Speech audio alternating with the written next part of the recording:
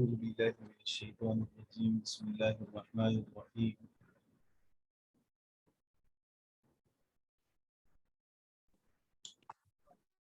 سورة القمر مکیہ. کچھ باتیں ہم نے کل سورہ السلام قمر علیکم ورحمۃ اللہ وبرکاتہ. جی وعلیکم السلام. آواز نہیں آ رہی. آواز نہیں آ رہی آپ کو؟ کیوں نہیں آ رہی؟ باقی بتلائیں بھائی، باقیوں کو آ رہی ہے؟ بلال خان، محمد جی یاسین، ڈاکٹر صاحب آ رہی آواز آ رہی. محمد یاسین،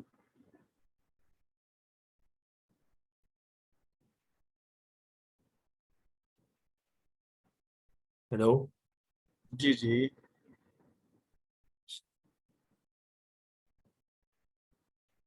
مجھے لگتا ہے ان کا نیٹ سلو ہے، کیونکہ مجھے اور بلال صاحب کو آپ کی آواز آ رہی ہے، ان کی جی آ رہی. چلیں ٹھیک ہے.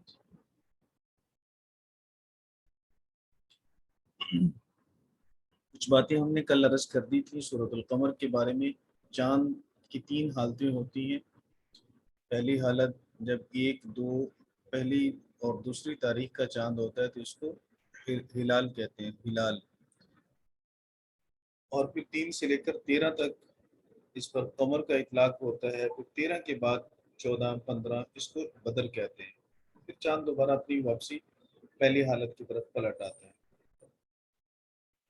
اللہ رب العزت نے ارشاد یہ فرمایا اقتربت الساعۃ، قیامت قریب آ پہنچی. قیامت کے قرب کو بیان کیا. کل بھی میں نے عرض کیا تھا کہ نبی پاک صلی اللہ علیہ وسلم کا وجود مسعود اور آپ کا نبی بن کر مبعوث ہونا خود قیامت کی علامات میں سے ایک بڑی علامت ہے. اس لیے نبی پاک صلی اللہ علیہ وسلم نے خود بھی ارشاد فرمایا انا وساک ہاتین، میں اور قیامت یوں دونوں آپس میں ملے ہوئے ہیں. پھر اس قیامت کے قرب پر اللہ رب العزت نے دلیل یہ بیان فرمائی وانشق القمر. وانشق القمر، قمر شق ہو گیا، چاند شق ہو گیا. شق کا معنی ٹکڑے ہو گیا. اس کی وضاحت بھی کل میں نے عرض کر دی تھی. صحیح بخاری شریف، صحیح مسلم شریف میں بھی روایات موجود ہیں شق القمر کے بارے میں، جو نبی پاک صلی اللہ علیہ وسلم کے زمانہ میں ہوا. حضور علیہ الصلوۃ والسلام کی دعا سے ہوا، مشرکین کے مطالبے سے ہوا، لیکن وہ مطالبہ ایمان کے ساتھ مشروط نہیں تھا. اس لیے مشرکین پر کسی طرح کی کوئی سزا اللہ نے نازل نہیں کی، کوئی عذاب نازل نہیں کیا. جیسے دیگر اقوام کے مطالبے کو پورا کرنے کے بعد اگر وہ ایمان نہ لاتی تو ان پر عذاب نازل ہوتا ہے، کیونکہ ان کے مطالبے ایمان کے ساتھ مشروط ہوتے تھے. مطلب ایمان کے ساتھ مشروط ہونے کا مطلب یہ ہے کہ اگر یہ معجزہ آپ دکھا دیں تو ہم ایمان لے آئیں گے. پھر اللہ کے نبی نے رسول نے معجزہ دکھا دیا اللہ کے فضل سے، حکم سے، پھر وہ ایمان نہ لائے تو انہیں پکڑا گیا. تو مشرکین مکہ نے یوں نہیں کہا تھا کہ ہم ایمان لائیں گے آپ دکھائیں، انہوں نے ویسے ہی مطالبہ کیا کہ کوئی عجیب معجزہ دکھائیں آپ. بہرحال نبی پاک صلی اللہ علیہ وسلم نے شق قمر کا معجزہ حضور علیہ الصلوۃ والسلام کے دست مبارک سے، آپ کی دعا سے، اللہ کی طاقت اور قوت اور تصرف سے ظاہر ہوا. اللہ نے اس کو قیامت کے قرب پر دلیل بنایا. جیسے قیامت والے دن کائنات کا نظام درہم برہم ہوگا، چاند، سورج، ستارے، زمین، آسمان، سب کچھ ان میں بگاڑ آ جائے گا، ٹوٹ پھوٹ جائیں گے. اللہ رب العزت نے دلیل کے طور پر انشقاق قمر کو بیان کیا کہ دیکھو قیامت قریب آ چکی ہے اور ارکان عالم میں سے ایک رکن تمہاری نظروں کے سامنے ٹوٹ چکا ہے. جیسے یہ چاند ٹوٹا، سورج بھی ٹوٹے گا، آسمان بھی ٹوٹے گا، زمین بھی بکھرے گی. یہ سب کچھ ایسے تہ و بالا ہو جائے گا، اور اس پر دلیل انشقاق قمر ہے. باقی جو اعتراضات ہیں انشقاق قمر کے بارے میں وہ بڑے سطحی قسم کے اعتراضات ہیں، کہ سب نے کیوں نہیں دیکھا، زیادہ لوگوں نے کیوں نہیں دیکھا. تو مخصوص لوگوں کا مطالبہ تھا جو مینا میں موجود تھے حضور علیہ الصلوۃ والسلام کے پاس. انہوں نے دیکھا بھی، گواہی بھی دی، صحیح احادیث میں صحیح سند کے ساتھ مروی بھی ہے، اور اس کا خلاف عقل ہونا بھی ثابت نہیں ہے، عقل کے موافق بھی ہے، ایسا ممکن ہے. کرنے والی ذات اللہ کی ہے. इक़्तरबत अस्साअतु वंशक़्क़ल क़मर व इन यरू आयतन, अल्लाह कहता है कि व इन यरू आयतन, अगर वो कोई निशानी देखें, युरिज़ु, तो वो एराज करते हैं, युरिज़ु, वो एराज करते हैं, टाल देते हैं, व यक़ूलू, और वो कहते हैं सिहरुम मुस्तमिर, ये जादू है। या हाजा, इसमें इशारा महज़ूफ है, हाजा सिहरुम मुस्तमिर, ये जादू है।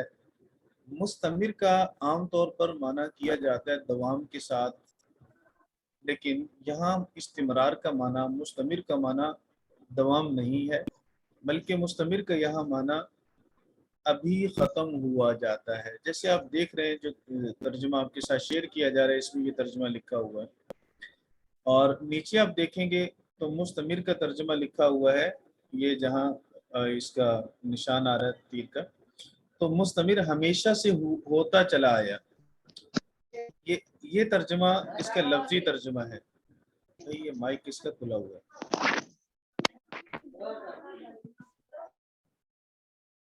फजले खालिद, माइक बंद करें अपना।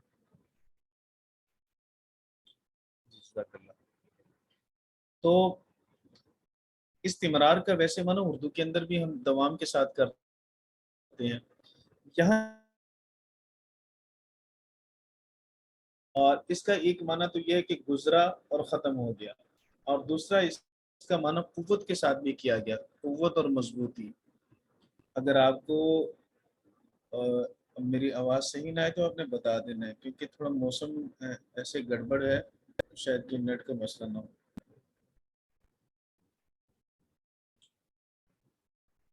तो दो माने ज़्यादा राजे हैं मौलाना। नंबर एक, मुस्तमिर का माना करेंगे आया और गुजर गया, गुजरा ख़त्म हो गया, और दूसरा माना इसका करेंगे मजबूत से, कवी से। अब दोनों माने इसके साथ मिला के फिर हम आयत को समझ लें। अल्लाह ने फरमाया व इन यरू आयतन, अगर ये कोई निशानी देखें, मौजज़ा देखें, जो रिजू, तो उसे टाल देते हैं, व यक़ूलू, और वो कहते हैं सिहरुम मुस्तमिर, जादू है जो आया और गया, बस जादू है, जादू के ज़रिए नऊज़ुबिल्लाह हुज़ूर अलैहिस्सलाम ने यह हमारी नज़रों की बंदिश कर दी है, जादू के ज़रिए से चाँद को दो टुकड़े कर दिया, बस ये जादू है, बस जो आया और ख़त्म हो गया। जादू की हकीकत नहीं होती, जादू ज़्यादा देर ठहरता नहीं है, लिहाजा ये भी आया और गया, ख़त्म हो गया। एक माना इसका ये है। दूसरा माना ये है,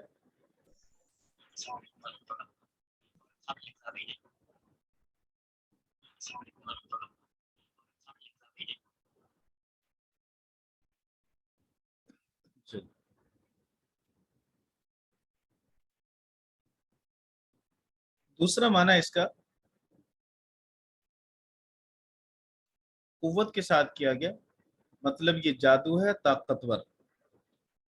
ये नबी करीम सल्लल्लाहु अलैहि वसल्लम ने जो शक्के कमर का मौजज़ा दिखाया, जाहिर किया, तो इस पर मुशरिकीन मक्का ने एतराज़ किया, और अल्लाह रब्बुल इज़्ज़त ने उस एतराज़ को यूँ बयान किया कि वो ये कहते हैं कि ये जादू है ताकतवर। व यक़ूलू सिहरुम मुस्तमिर,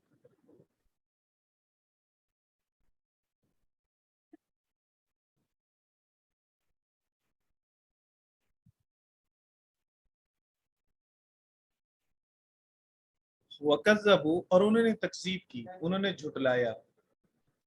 कज़्ज़बा युकज़्ज़िबु तकज़ीबन, दूसरे को झुटलाना। उन्होंने झुटलाया, किसको झुटलाया? नबी पाक सल्लल्लाहु अलैहि वसल्लम को, इसलिए ये लफ्ज़ नबी महज़ूफ़ है। वकज़्ज़बू, उन्होंने झुटलाया, वत्तबऊ, और उन्होंने पैरवी की, अहवाअहुम, अपनी ख्वाहिशात की, वकुल्लु अम्रिन, हर काम, मुस्तक़िर, अपनी इंतहा को पहुँचने वाला है। हर काम वक्ती मुकर्रर को पहुंचने वाला है, हर काम अपनी इंतहा को पहुंचने वाला है। हर, भाई ये क्या है?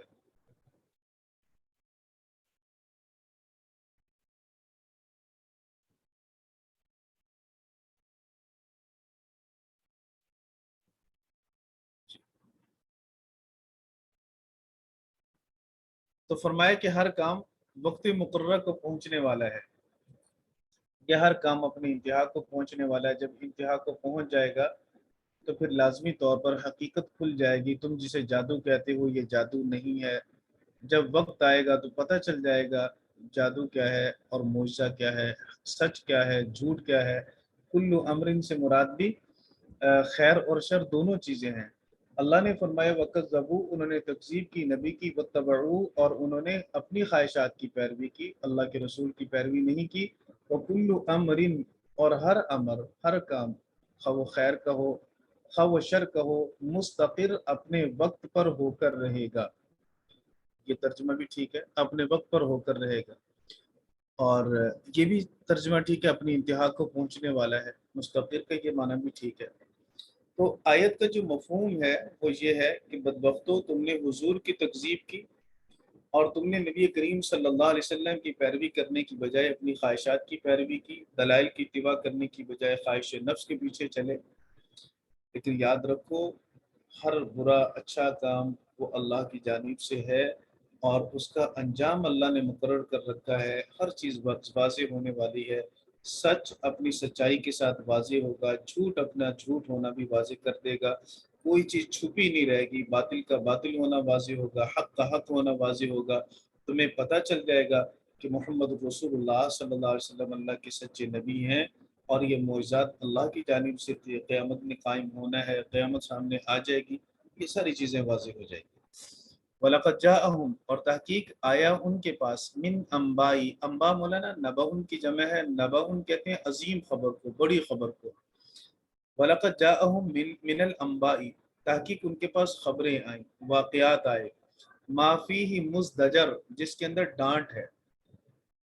اس لیے مزدجر ویسے زجرہ یزجر، زجرہ یزجر زجرا، نصر ینصر کے وزن پر ہے، لیکن یہ باب افتعال سے مصدر میمی ہے.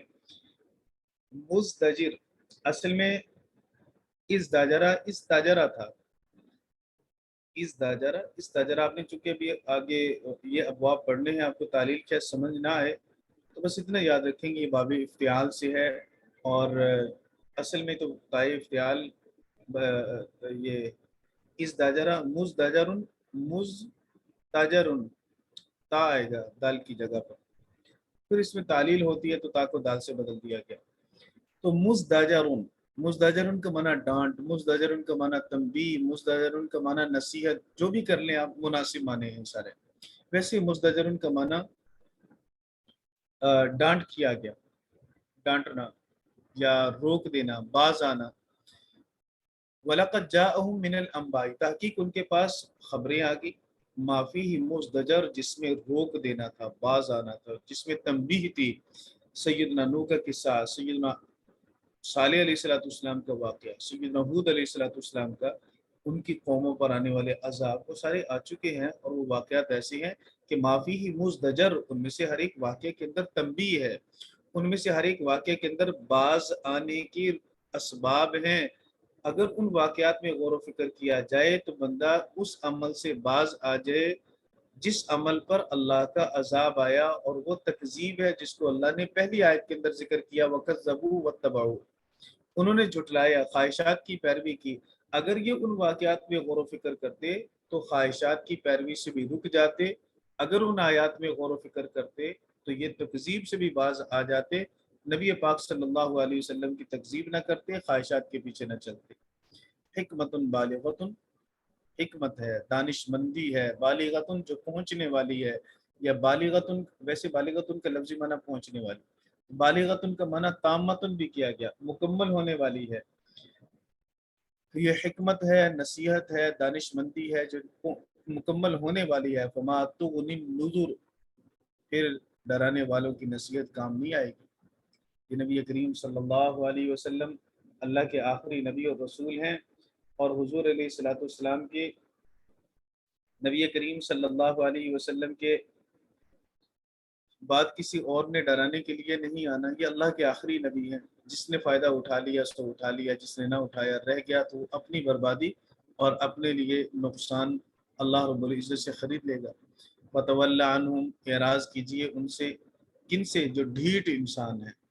لیکن مولانا کچھ لوگ انکار کرتے ہیں جہالت کی وجہ سے، اور کچھ لوگ انکار کرتے ہیں ضد کی وجہ سے. مشرکین مکہ کی جو तकजीब थी और उनका इनकार था, ये जिद की वजह से था। अंदर से जानते थे कि बात सच्ची यही है, हक यही है। अगर 1500 साल के बाद हक बात मुझे और आपको समझ आ सकती है तौफीक इलाही से, तो जिन्होंने बराह रास्त हुजूर को देखा, बराह रास्त नबी पाक सल्लल्लाहु अलैहि वसल्लम के दस्ते मुबारक से मोजज़ात का ज़ुहूर देखा, चाँद को दो टुकड़े होते देखा, हुजूर अलैहिस्सलाम ने इशारा किया और दरख्त चीर के आपके कदमों के पास आया। हुजूर ने इशारा किया, खजूर से खोशा टूटा, आपकी गोद में आके गिरा।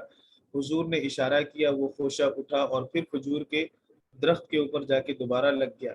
नबी पाक सल्लल्लाहु अलैहि वसल्लम ने इशारा किया तो मुर्दा गो ने आपका कलीमा पढ़ा, पत्थर आपको सलाम करते थे, दरख्तों से सलाम की आवाज़ आती थी। ये सारी चीज़ें क्या थीं? जिन्होंने ज़ाहिर हुजूर अलैहिस्सलाम को देखा, तो क्या वो इतना न समझ सके कि ये अल्लाह के रसूल हैं, अल्लाह के नबी हैं? ये काम तो कोई और नहीं कर सकता। ये सारे काम नबी पाक सल्लल्लाहु अलैहि वसल्लम की नबूवत पर अलामत है, और सबसे बड़ी अलामत हुजूर अलैहिस्सलाम की नबूवत पर आपका किरदार था, जो बासफ़ा था, शफाफ था, साफ सुथरा निखरा हुआ था। एक एक अमल आप सल्लल्लाहु अलैहि वसल्लम का, एक एक दिन, एक एक रात, आपकी साथ, वो इस बात पर दलील थी कि ये नबी और रसूल हैं, कि इतना बाकिरदार और इतना सच्चा सुच्चा अल्लाह का रसूल ही हो सकता है, जो हर तरह की ज़ाहिरी बातनी कजी गलती कमी कोताही से पाक मुबर्रा साफ हो। ये सब चीज़ें रसूल ही के किरदार में हो सकती हैं। कोई आम इंसान इतना साफ सुथरा नहीं हो सकता, उसके किरदार में कहीं ना कहीं उंगली उठाने की गुंजाइश रहेगी। ये रसूल ही हैं जिनके किरदार पे कहीं भी उंगली उठाने की गुंजाइश नहीं होती। तो ये आप सल्लल्लाहु अलैहि वसल्लम का किरदार सबसे बड़ी दलील थी। फिर भी अगर वो मुनकिर बनते हैं, तो इसका मतलब ये है कि वो जिद है उनकी, और जिद्दी लोगों के लिए अल्लाह फरमाता है फतवल्ला अन्हुम, एराज कीजिए इनसे। यौम यदउ दाई इला शैइन नुकुर, जिस दिन पुकारने वाला पुकारेगा, यदउ का माना बुलाना, दाई का माना बुलाने वाला, इसम फाइल का सीगा, इला शैइन नुकुर, ना नुकुर मुनकर के माना में, ऐसी चीज जो नापसंदीदा है, मुराद इससे क़यामत। क़यामत के कुरान पाक में तकरीबन 32 नाम हैं, उनमें से ये एक नाम भी है नुकुर। मुराद इससे क़यामत है, और दाई से मुराद इसराफील अलैहिस्सलाम है। खुशान, खुशान ये खाशिया की जमा है, जैसे रुकान राकिया की जमा है, सुजदन साजिद साजिदुन की जमा है। इस तरह खुशान खाशिउन की जमा, डरने वाला। खाशी कहते हैं, एक होता है किसी से हम इसलिए डरते हैं कि ये नुकसान पहुंचाएगा, और एक डरना ये होता है कि किसी की अजमत की वजह से डरे, ये बड़ा अजीम है, बड़ा है। तो अजमत की वजह से जो खौफ होता है उसको खशियत कहते हैं। अल्लाह कहते हैं खुश शान अबसारुहुम, जब क़यामत वाले दिन उठेंगे और अल्लाह रब्बुल इज़्ज़त की अजमत का ज़हूर होगा, और अल्लाह की ताकत, कुदरत, वादे वईद सब कुछ अपनी आंखों से देखेंगे, उस वक़्त फिर खुश शान अबसारुहुम, उनकी आंखें झुकी हुई होंगी। खुशू का माना झुका हुआ होना भी, खुशू का माना खाइफ होना भी, डरना भी। यखरुजून मिनल अजदास, अजदास ये ज्यादा सुन की जमा है, दाल पे ज़बर आएगी, ज्यादा सुन। ज्यादा सुन का माना कब्र, वो उठेंगे अजदास कब्रों से, कअन्नहुम जरादुन मुंतशिर, गोया कि वो टिड्डियां हैं फैली हुई। जरादुन ये इसम जमा है जरादतुन की, जरादतुन वाहिद, और उसी का जमा आएगा जरादुन ताके बगैर। और टिड्डी दिल ये लश्कर अभी थोड़े ही महीने पहले जब ये कोरोना था, गालिबन उन्हीं दिनों में टिड्डी दिल ने हमला पाकिस्तान में भी बहुत सारे इलाकों पर किया था। तो ये बड़े लश्कर होते हैं, और एक साइबान की तरह वो आसमान पे आ जाते हैं और छा जाते हैं, नीचे अंधेरा हो जाता है, इतने तादाद में इनकी ज़्यादा होती है। तो जरादुल मुंतशिर कसरत से किनाया है, ये मिसाल है, और मुराद इससे कसरत है कि यूं जल्दी से और कसरत के साथ कब्रों से निकलेंगे। मुहतिईना इलद्दाई, फिर दौड़ते हुए तेजी के साथ। मुहति कहते हैं आहतहा युहतियु, इहतान बाबी फाल से, इसका इसम फाइल है मुहती, मुहतियुन मुकरिमुन के वजन पर, नजरें उठाकर दौड़ना। तो ये दौड़ेंगे इलत दाई, दाई की तरफ, दा का भी हमने तर्जुमा किया इसराफील, वैसे माना बुलाने वाला। इसराफील अलैहिस्सलाम की तरफ दौड़ेंगे। यक़ूलुल काफिरुन हाज़ा यौमुन आसिर, काफिर जब उस दिन की सख्ती को देखेंगे, अल्लाह के जलाल को देखेंगे, क़यामत के दिन की घबराहट को देखेंगे, تو یقول الکافرون، کافر کہیں گے ھذا یوم عسیر، یہ بڑا سخت دن ہے. عسیر کا معنی تنگی، سختی کا دن.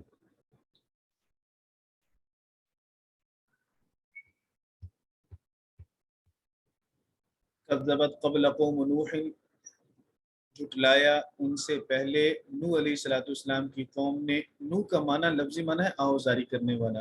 سیدنا نوح علیہ الصلوۃ والسلام نے 950 سال دعوت دی ہے، 1000 سے زیادہ سال ان کی عمر تھی. کذبت قبلہم قوم نوح فکذبوا عبدنا، انہوں نے ہمارے بندے کی تکذیب کی. قبلہم کی ضمیر لوٹے گی مکہ کی طرف، اہل مکہ کی طرف، کہ اہل مکہ سے پہلے نوح علیہ الصلوۃ والسلام کی قوم نے بھی جھٹلایا. فکذبوا عبدنا، انہوں نے ہمارے بندے کی تکذیب کی. عبدنا کی نسبت اللہ نے اپنی طرف کی حضرت نوح علیہ الصلوۃ والسلام کی عظمت کو ظاہر کرنے کے لیے. وقالوا مجنون، اور انہوں نے کہا مجنون ہے. وازدجر، دھمکایا گیا. وازدجر، جھڑکا گیا. از داجرا یز داجیرو، یہ بھی اصل میں باب افتعال ہی سے ہے. از تاجرا یز تاجیرو، اجتنبا یجتنبو کے وزن پر.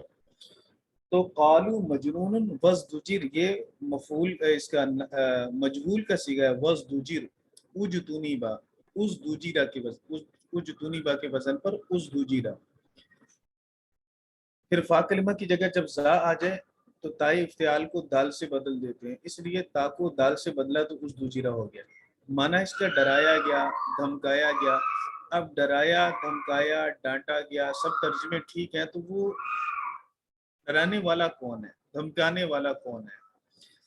ایک مطلب تو آیت مبارکہ کا یہ ہے کہ اس کو قوم نوح نے حضرت نوح علیہ الصلوۃ والسلام کو ڈرایا، تو حضرت نوح علیہ الصلوۃ والسلام دھمکائے گئے قوم کی طرف سے.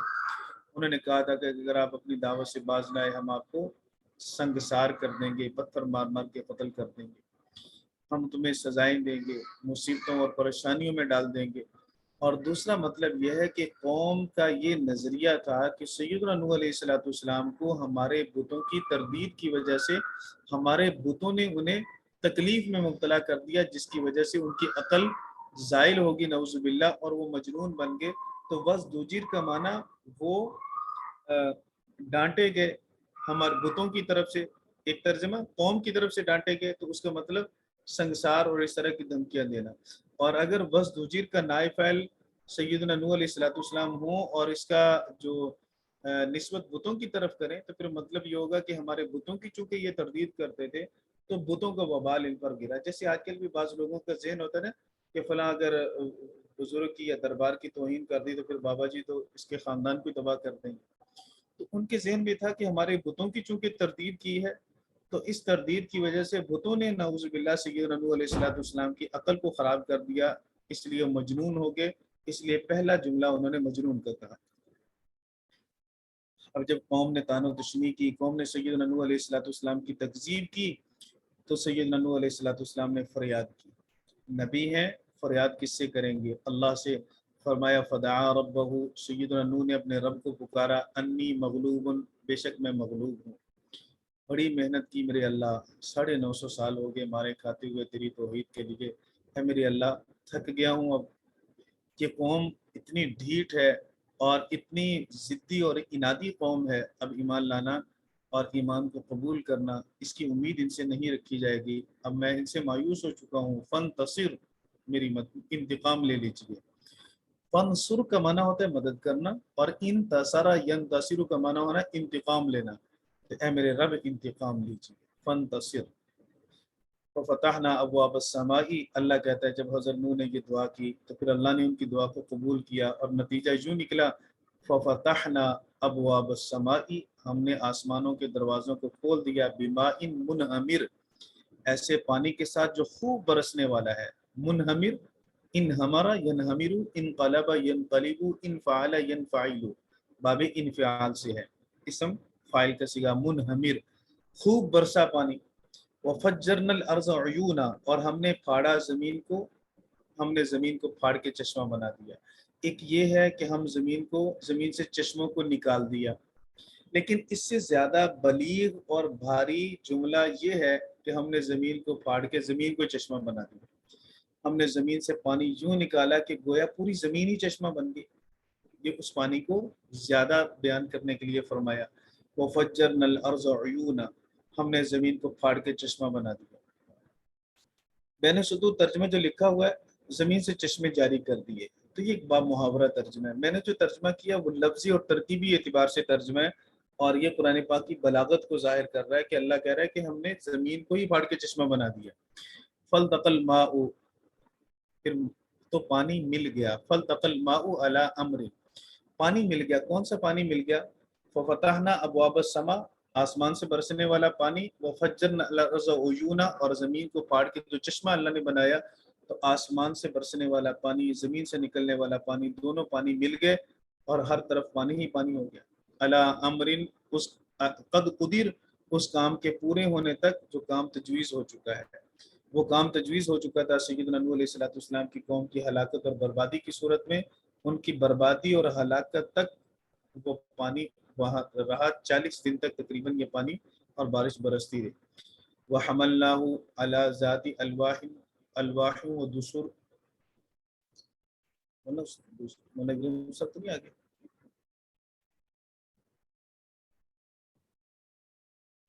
جب مولانا ابراہیم سب آ جائے نا تو آپ نے مجھے بتا دینا. ٹھیک ہے جی. جی جی ٹھیک ہے. وَحَمَلْنَاهُ عَلَىٰ ذَاتِ الْوَاحٍ، فرمایا ہم نے انہیں اٹھایا عَلَىٰ ذَاتِ الْوَاحٍ. الواح لوح کی جمع ہے لوحن. لوحن کہتے ہیں تختیوں کو، اور دسر یہ دسار کی جمع ہے. دسار کہتے ہیں میخوں کو، کیلوں کو. تو اللہ نے فرمایا کہ ہم نے اٹھایا سیدنا نوح علیہ السلام کو عَلَىٰ ذَاتِ الْوَاحٍ، تختوں اور میخوں والی پر.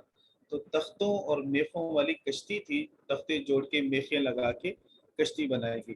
تجری بِأَعْيُنِنَا، وہ چلتی تھی ہماری حفاظت میں، ہماری نگرانی میں، ہماری آنکھوں کے سامنے. سب ترجمے ٹھیک ہیں. اعین یہ عین کی جمع ہے، عین کہتے ہیں آنکھ کو. بِأَعْيُنِنَا ہماری نظروں کے ساتھ، سامنے، مطلب ہماری حفاظت میں. جزاء لمن کان کفر، بدلا تھا لمن اس شخص کی وجہ سے کان کفر جس کی ناشکری کی گئی، جس کی ناقدری کی گئی. وہ مولانا کفرا یکفرو کا معنی انکار کرنا بھی ہوتا ہے، کفرا یکفرو کا معنی ڈھانپنا بھی ہوتا ہے، کفرا یکفرو کا معنی ناشکری کرنا بھی ہوتا ہے. اور جس کی ناشکری ہوگی تو لازمی بات ہے اس کی ناقدری ہوگی. تو اللہ رب العزت نے یہاں سیدنا نوح علیہ السلام کی ناقدری کا انتقام لیا، اور اسی کو اللہ نے فرمایا جزاء لمن کان کفر. تو کفر کا نائب فاعل یہ من سے مراد سیدنا نوح علیہ السلام ہے. یہ بدلہ ہے اس شخص کی وجہ سے جس کی ناقدری کی گئی. ابھی اوپر سیدنا نوح علیہ السلام کی دعا گزری، انی مغلوب فانتصر، انہوں نے فرمایا کہ میرے رب میں مغلوب ہوں، میری مدد کیجئے. پھر اللہ نے یوں مدد کی اور مدد کر کے دشمنوں کو تباہ کیا، اور دشمنوں کی تباہی کی وجہ یہی بتلائی کہ انہوں نے نوح علیہ السلام کی ناقدری کی. اللہ کی نعمتوں میں سے ایک بڑی نعمت نبیوں کا وجود ہوتا ہے. سیدنا نوح علیہ السلام کا وجود خود اللہ رب العزت کی بہت بڑی نعمت تھی جس کی قوم نوح نے تکذیب کی. چلیں مولانا آگے. اللہ رب العزت ہم سب کو سمجھنے کی، عمل کرنے کی توفیق عطا فرمائے. السلام علیکم ورحمۃ اللہ وبرکاتہ. وعلیکم السلام ورحمۃ اللہ وبرکاتہ.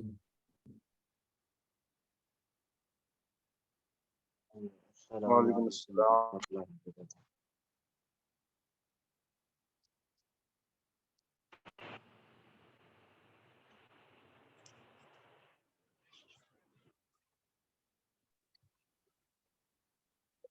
کیا حال چال ہے؟ ٹھیک ٹھاک ہے.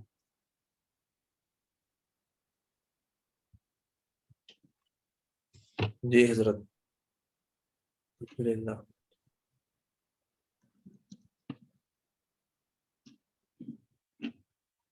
سبق بھی یاد ہے کل والا؟ جی وہ سبق تو کل جو آپ نے پڑھایا تھا تو اس میں کچھ آپ نے ان کی ترجمہ بھی کیا تھا، تو اب وہ ریکارڈنگ بھی نہیں ہوئی اس کی. تو میرا دل تھا کہ میں اس سے نوٹ کر کے ریکارڈنگ ساری چیزیں نوٹ کر لیتا کاپی پہ. تو جس طرح بھی یہ جو آپ نے مرفوعات کل بتائی تھیں تو کچھ پڑھنے سے مجھے شروع کی تو چیزیں سمجھ آ گئی، آگے جو فائدے میں لکھا ہوا تھا کچھ ان کے ترجمے ہیں تو وہ پھر سمجھ نہیں آئی. میں پھر ریکارڈنگ کا بھی دیکھتا رہا ہوں کہ آئے گی ریکارڈنگ. پھر وہ نے بتایا کہ انہوں نے ریکارڈنگ کی نہیں ہے مولانا ناصر سے.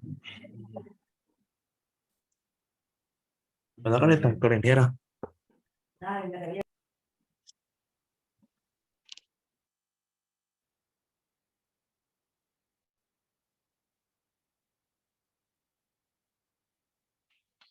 چلیں ویسے تو ترجمے کے بغیر تو یاد ہی ہے نا آپ کو؟ جی حضرت کچھ یاد ہے. چلیں پھر سنا دیں. حضرت وہ فائل کی میرے خیال میں سوری ہاں اس میں فائل کی نہیں منصوبات کی 8 قسمیں تھیں. مرفوعات، منصوبات نہیں، مرفوعات. مرفوعات کی 8 قسمیں تھیں. اچھا مرفوعات کسے کہتے ہیں؟ مرفوعات کا تو معلوم ہی ہوگا نا کسے کہتے ہیں. جی ایسا نہ کہ مرفوعات کا نہ پتہ ہو. مرفوع کسے کہتے ہیں؟ ایک تو مرفوع کسے کہتے ہیں؟ خالی مرفوع کی تعریف کریں. مرفوع فائل کے لیے بھی مرفوع استعمال الگ ہوتا ہے جس الگ، میں پیش ہو. ملا ہوا اور خود جدا. مرفوع نہیں، دوبارہ سنائیں. وہ متصل اور منفصل کی بات کر رہے ہیں. نہیں مرفوع متصل وہ تو ضمیر ہے نا. ضمیر مرفوع متصل ہے، ضمیر کی تو بات ہی نہیں ہو رہی. وہ تو ضمیر مرفوع متصل ہے. یہ خالی مرفوع پوچھ رہا ہوں. خالی مرفوع کسے کہتے ہیں؟ مرفوع ایک تو ہوتا ہے فائل. نہیں فاعل تو مرفوع ہوتا ہے. وہ تو آپ بتلا رہے ہیں مرفوعات کی قسمیں بتلا رہے ہیں. جی میں خالی مرفوع کی تعریف پوچھ رہا ہوں. مرفوع آپ نے رفع کسے کہتے ہیں؟ چلے رفع بتلائیں. حالت رفع وہ ہوتا ہے جس کے اوپر پیش ہو. نہیں دیکھیں جی، کام جو کرنے. سوال پوچھا جائے نا، آپ قریب تو آپ نے ٹھیک سوال کا جواب دیا ہے، لیکن ایگزیکٹ جواب نہیں دیا. جی ایگزیکٹ جو ہے نا وہ تھوڑا سا فرق ہوتا ہے. وہ تھوڑا سا لفظ کے اندر ایک لفظ کا تبدیل ہوگا تو وہ ترجمہ اس کا تبدیل ہو جاتا ہے. میں نے رفع پوچھا، رفع کسے کہتے ہیں؟ میں نے نہ حالت رفع پوچھا نہ میں نے صرف رفع پوچھا. رفع کسے کہتے ہیں؟ پیش کو رفع بولتے ہیں. رفع پیش کو بولتے ہیں. ہاں رفع کسے کہتے ہیں؟ پیش کو. جی یا وہ حالت کو بولتے ہیں رفع. ضمہ کسے بولتے ہیں؟ ضمہ بھی پیش کو بولتے ہیں. ہاں جی. نصب کسے بولتے ہیں؟ زبر کو. جی ہاں جی وہ ایک حالت. اچھا اب رفع جو ہے وہ ہو گیا. اب مرفوع، اب رفع سے ہے مرفوع. اب رفع پیش کو اگر بولتے ہیں تو پھر مرفوع جس حرف کے اوپر پیش ہوگی اس حرف کو مرفوع بولیں گے. جی سمجھ آ گئی؟ جی حضرت. ہاں. یا اس حالت کو حالت رفع، وہ حالت رفع کا مطلب ہوتا ہے پیش والی حالت. ہاں جی رفع پیش والی حالت ہے. اب مرفوع، اب وہ بھی اس میں مفعول کا صیغہ ہو گیا. وہ حرف جس کی پیش والی حالت ہے، خالی پیش والی حالت. اور اب مرفوعات یہ جمع کا صیغہ ہے. مرفوع ایک ہے، جی مرفوع کتنے ہیں؟ مرفوع واحد کا صیغہ ہے. اب جی مرفوعات یہ صیغہ بتلائیں، اگر کوئی بتلائے گا کون سا صیغہ ہے یہ، اس کے متعلق آپ نے کچھ پڑھا ہوا ہے یا نہیں پڑھا ہوا ہے؟ جمع. یہ واحد ہاں جمع ہے. کون سی جمع ہے؟ یہ جمع سالم ہے. کون سے سالم ہے؟ پوری بات ایک دفعہ میں پوری بات بتلائیں. جمع سالم تو نہیں ہے. کون سے جمع مرفوعات. سالم ہے؟ جی جمع سالم تو یہ ٹھیک ہے لیکن مؤنث. ہاں مؤنث سالم، یہ بات ہوئی پوری. یہ جمع مؤنث سالم ہے. یہ بات پوری بات ہے آپ کی. مرفوعات مرفوع ایک کو بولتے ہیں، مرفوعات جمع کو بولتے ہیں. اب عربی زبان میں چونکہ ایک مرفوع نہیں ہے، مرفوع 8 ہیں، تو اس لیے 8 جمع ہے کہ واحد ہے یا تثنیہ ہے؟ 8 جو ہے یہ جمع ہے نا. جمع جی. تو اس لیے اس کے لیے جو ہے وہ مرفوعات جمع کا صیغہ لے کر آئیں گے. مرفوعات یعنی کہ وہ چیزیں جو مرفوع ہوتی ہیں. مرفوع کا ترجمہ اب کیا ہو گیا؟ وہ چیزیں جو مرفوع ہوتی ہیں. اب وہ 8 ہیں. مرفوع جو چیزیں ہوتی ہیں وہ 8 ہیں. وہ 8 تو ہے. جی ہاں اب اس میں سے اب بتلائے باری باری کون کون سی 8 چیزیں مرفوع ہوتی ہیں. حضرت ایک فائل ہوتا ہے ہاں جی. اور ایک مفعول ہوتا ہے جس میں فائل کا پتہ نہ ہو. نہیں اس کا نام لینا وہ تو ٹھیک ہے. آپ کو تعریف تو اس کے ذہن میں وہ ہونی چاہیے. ہاں اس کا نام آپ نے لینا ہے کیونکہ اب آپ پڑھ حضرت اس لکھے کے اب آپ پڑھ رہے ہیں نا. پڑھ کے بھی اگر آپ اس طرح کے وہ بولیں گے پھر تو وہ نہیں ٹھیک ہے. اس کا نام لے تاکہ نام لیں گے وہ سب سمجھ جائیں گے کہ یہ اس کا ترجمہ یہی ہے. مفعول بہت مشکل ہے. ما لم یسم فاعلہ. ما لم یسم فاعلہ. हाँ मफूल मालम युसम्मा फाइलुहु। फाइल हो जी। हाँ जी। आ, अच्छा तीसरा अच्छा, इसको आ, फिर मैं, अच्छा अगर ये मुश्किल लगता है ना, लेकिन देखें आपने जी याद इसको भी रखना है। आपने याद, कोई चीज जो होती है ना उसको छोड़ा नहीं जाता। हाँ आसानी की खातिर जो है उसकी जगह कोई दूसरा लफ्ज ले आए तो ले आए, लेकिन उस मुश्किल को छोड़ा नहीं जाता। आपने इस मुश्किल को भी याद रखना है। अगर आपकी इजाजत हो तो मैं फिर आपको इसकी जगह पर एक बहुत ही आसान जो है वो लफ्ज बतलाता हूँ जो सबको याद हो जाएगा, एक दफा सुनने से याद हो जाएगा। लेकिन इस शर्त पे बताऊंगा कि अगर आप इसको भी याद करेंगे, मफऊल मालम युसम्मा फाइलुहु, इसको भी आप याद करेंगे, क्योंकि वो लफ्ज भी कभी इस्तेमाल होगा, कभी ये लफ्ज भी इस्तेमाल होगा। अब जहाँ ये लफ्ज इस्तेमाल होगा फिर आप परेशान हो जाएंगे, इसकी तारीफ क्या है, ये तो हमने पढ़ा ही नहीं है। तो इसलिए याद आपने दोनों को करना है। लेकिन मुझे चले आप वो ये लफ्ज मफऊल मालम युसम्मा फाइलुहु ना सुने, तो इसकी जगह जो दूसरा लफ्ज इसका नाम है ना, दूसरा नाम, इसका दूसरा नाम है नाइब फाइल।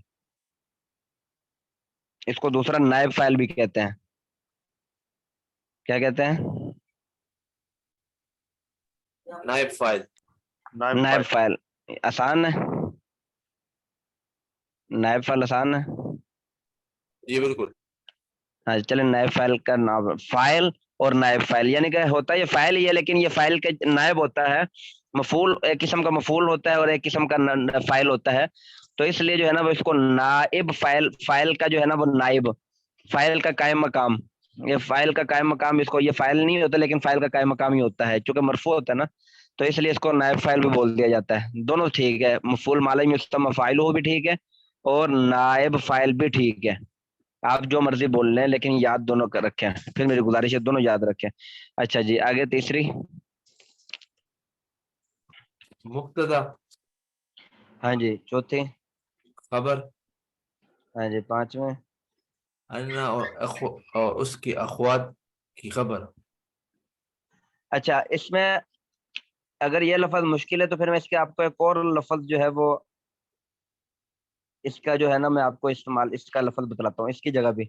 इन और इसके अखवात जो है ना, इसकी जगह पर मैं आपको कोई और लफज बतलाऊं। जी बिल्कुल जी। इसका दूसरा नाम होता है हरूफ मुशब्बा बिल फेल। रूस मुशब्बह बिलफिल।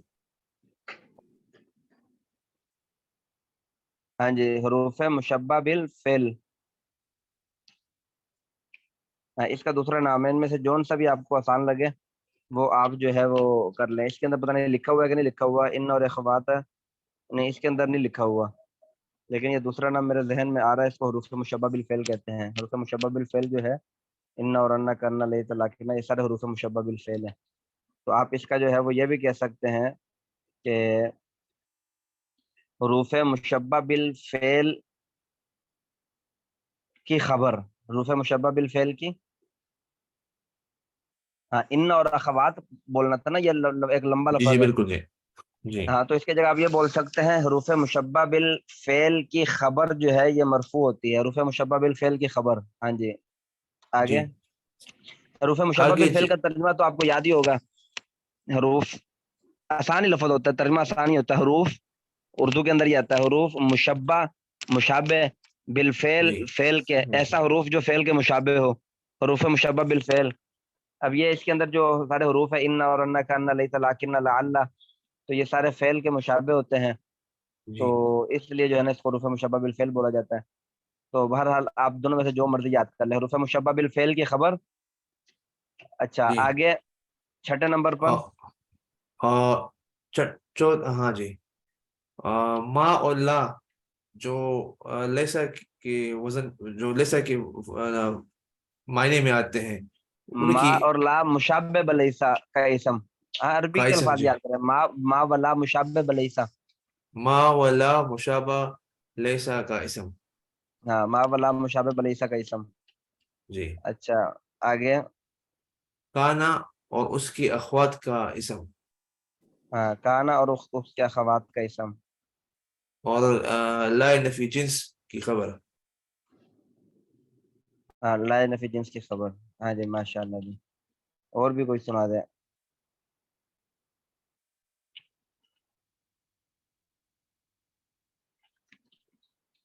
हाँ जी और कौन सुनाएगा जी।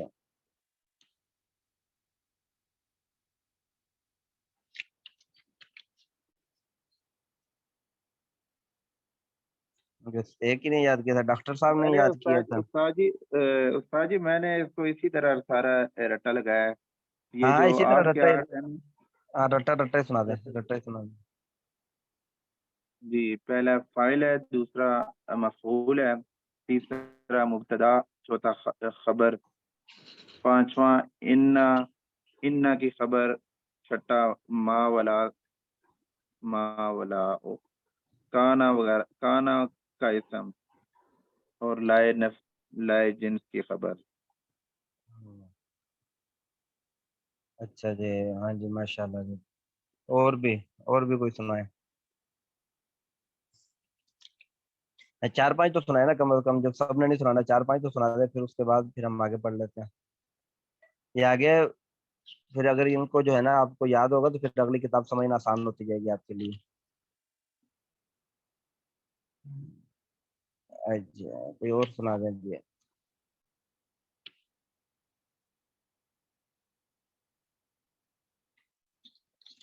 کون سنا رہا ہے؟ کریں جی, ہمت کر لیں جی تھوڑی سی.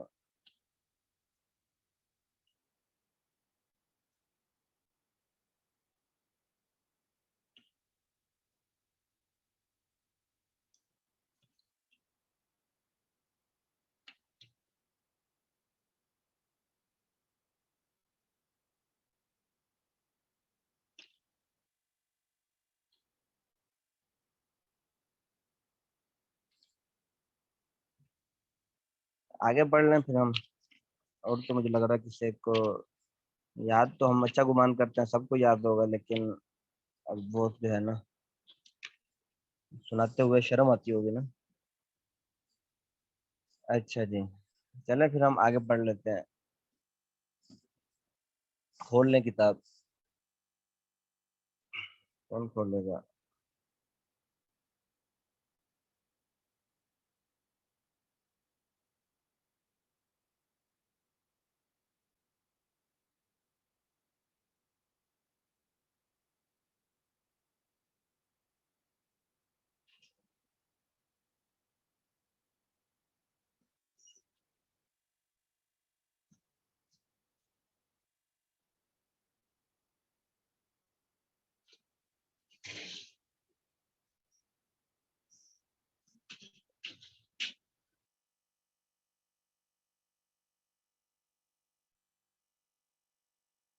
اچھا جی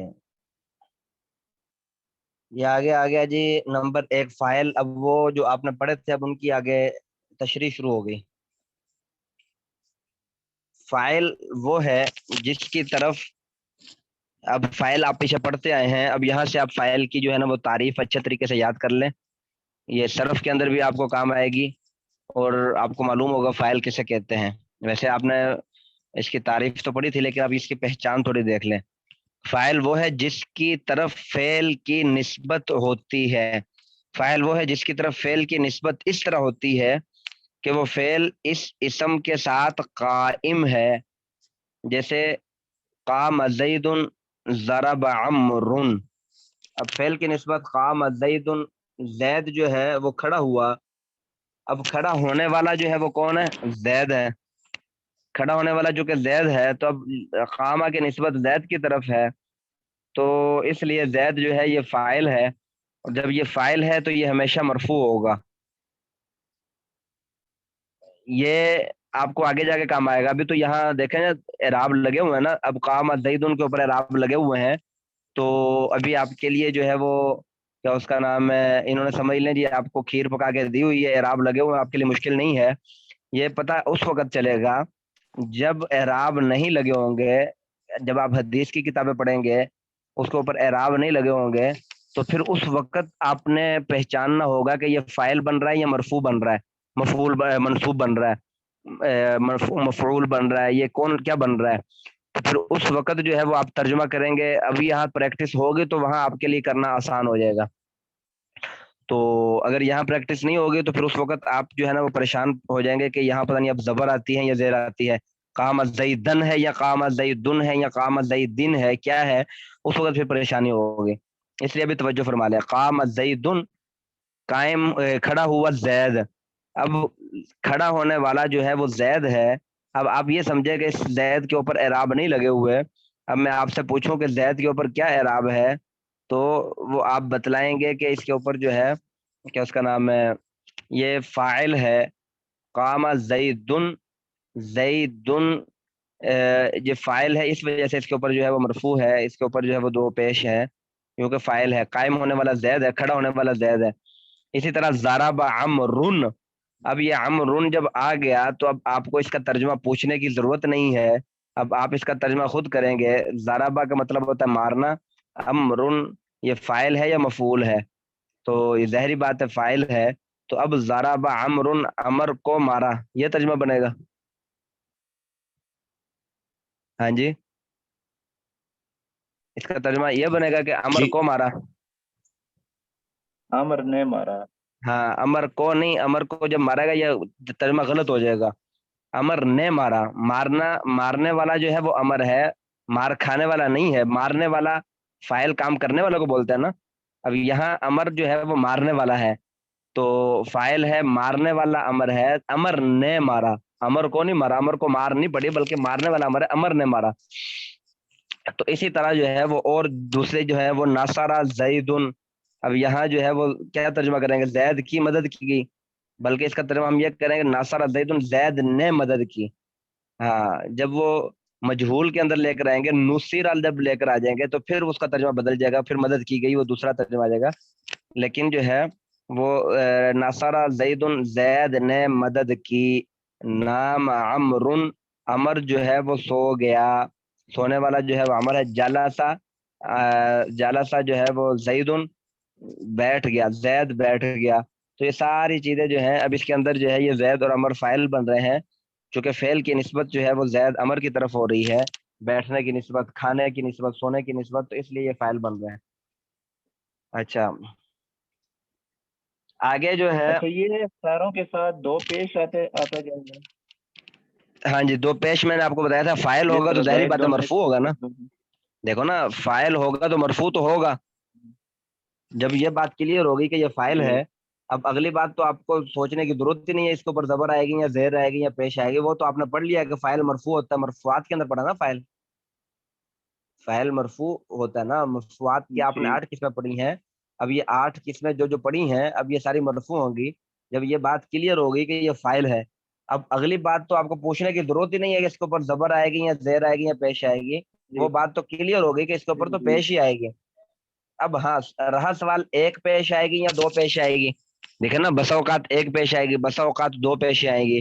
اب وہ بات جو ہے وہ آپ کو میں نے پیچھے جو ہے نا اپنا پورا باب پڑھ لیا ہے کہ اگر تو الف لام ہوگا پھر تو ایک پیش آئے گی, اگر الف لام نہیں ہوگا پھر جو ہے وہ دیکھا جائے گا یہ منصرف ہے یا غیر منصرف ہے. اگر تو وہ غیر منصرف ہے پھر تو ایک پیش آئے گی, اگر وہ منصرف ہے تو دو پیش آئیں گی. جیسے ضرب عثمان, اب عثمان نہیں آئے گا. اب ضرب عمرن تو آ گیا لیکن ضرب عثمان نہیں آئے گا کیونکہ عثمان غیر منصرف ہے, تو اس لیے وہاں جو ہے وہ عثمان ایک پیش آئے گی, دو پیش نہیں آئے گی. اسی طرح ضرب ابراہیم, ابراہیم نہیں آئے گا کیونکہ وہ غیر منصرف ہے, اس کے اوپر جو ہے وہ ایک پیش آئے گی. اچھا بسا اوقات پھر پیش آتی بھی نہیں ہے, وہ جو مبنی ہوتا ہے وہ آپ نے پیچھے مورب اور مبنی والا باب بھی پڑھا ہے. مورب اسے کہتے ہیں کہ جس کا آخر جو ہے وہ ہمیشہ بدلتا رہتا ہے, آپ کو تعریف یاد ہوگی لیکن میں بھی تعریف جو ہے وہ کر رہا ہوں. معرب اسے کہتے ہیں جس کا آخر بدلتا رہتا ہے, لیکن مبنی اس کو بولتے ہیں جس کا آخر بدلتا نہیں. وہاں آپ نے شعر بھی پڑھا ہوگا, معرب باشد کے نہیں, مبنی باشد کے ماند برقرار, معرب باشد کے گردد بار بار. وہ فارسی کا ایک شعر لکھا ہوا تھا آپ کو یاد ہوگا پیچھے کتاب میں کہ مبنی باشد کے ماند برقرار, ایک حالت میں برقرار رہتا ہے اس کو مبنی بولتے ہیں. معرب باشد کے گردد بار بار, جو بار بار بدلتا رہتا ہے اس کو معرب کہتے ہیں. اب یہاں یہ بھی بس اوقات دیکھنا ہوگا کہ یہ جو ہے معرب ہے یا مبنی ہے. اگر تو معرب ہوگا اس کو اس کے آخر کے اوپر تو بدلتا رہے گا, پھر اس کے اوپر پیش وغیرہ آئے گی. اگر وہ مبنی ہے جیسے مثال کے طور پر کیا اس کا نام ہے موسیٰ, اب موسیٰ کے متعلق آپ نے پیچھے مثال پڑھی تھی ضرب موسیٰ, اب اس کے اوپر تو پیش آئی نہیں ہے. موسیٰ کے اوپر پیش آپ کیسے لے کر آئیں گے, لا ہی نہیں سکتے. موسیٰ کے اوپر آپ پیش کس طریقے سے لائیں گے, تو ضرب موسیٰ. لیکن اب یہاں موسیٰ جو ہے وہ فاعل ہی ہے. اگر کوئی پوچھے گا آپ سے کہ یہاں موسیٰ جو ہے وہ کیا ہے, تو آپ نے یہی بتلانا ہے کہ یہ فاعل ہے، ہاں یہ مرفوع ہے. اگر کوئی پوچھے گا تو یہ موسیٰ کیا ہے، آپ نے یہ بتلانا ہے کہ یہ کیا ہے، مرفوع ہے. ہاں تو وہ پھر پوچھے گا کہ یہ مرفوع کیوں ہے، پھر آپ نے بتلانا ہے کہ یہ فاعل ہے اس وجہ سے مرفوع ہے. اگر کوئی پوچھ لے کہ اس کے اوپر دو پیشیں کیوں نہیں آئی، تو پھر آپ نے اس کو بتلانا ہے کہ یہ تو مبنی ہے. بھائی مبنی کا اعراب جو ہے، یہ آپ 2 صفحے یہ مرفوعات منصوبات کا جب آپ پڑھ لیں گے تو اس کے بعد جو ہے یہ 4 صفحے ہے، 4-5 صفحے، یہ 4-5 صفحوں کے بعد جو ہے وہ آگے اقسام اعراب مستثنی وہ سارے پھر اعراب جو ہے وہ بتلائے جاتے ہیں. اس سے آگے 15 فصل نمبر 15 کے اندر آپ پڑھیں گے اقسام اعراب اسماء متمکن. اب اس میں سب کے اعراب پڑھیں گے تو اس اعراب کے اندر جا کے ہم وہاں پریکٹس بھی کریں گے. تو وہاں اعراب کی جو ہے وہ قسمیں بتلائی گئی ہیں کہ اعراب جو ہے وہ رفع حالت میں کون کون سا اعراب آ سکتا ہے. رفع حالت میں مرفوع کے اوپر ضروری نہیں ہے کہ ہر دفعہ پیش ہی ہو.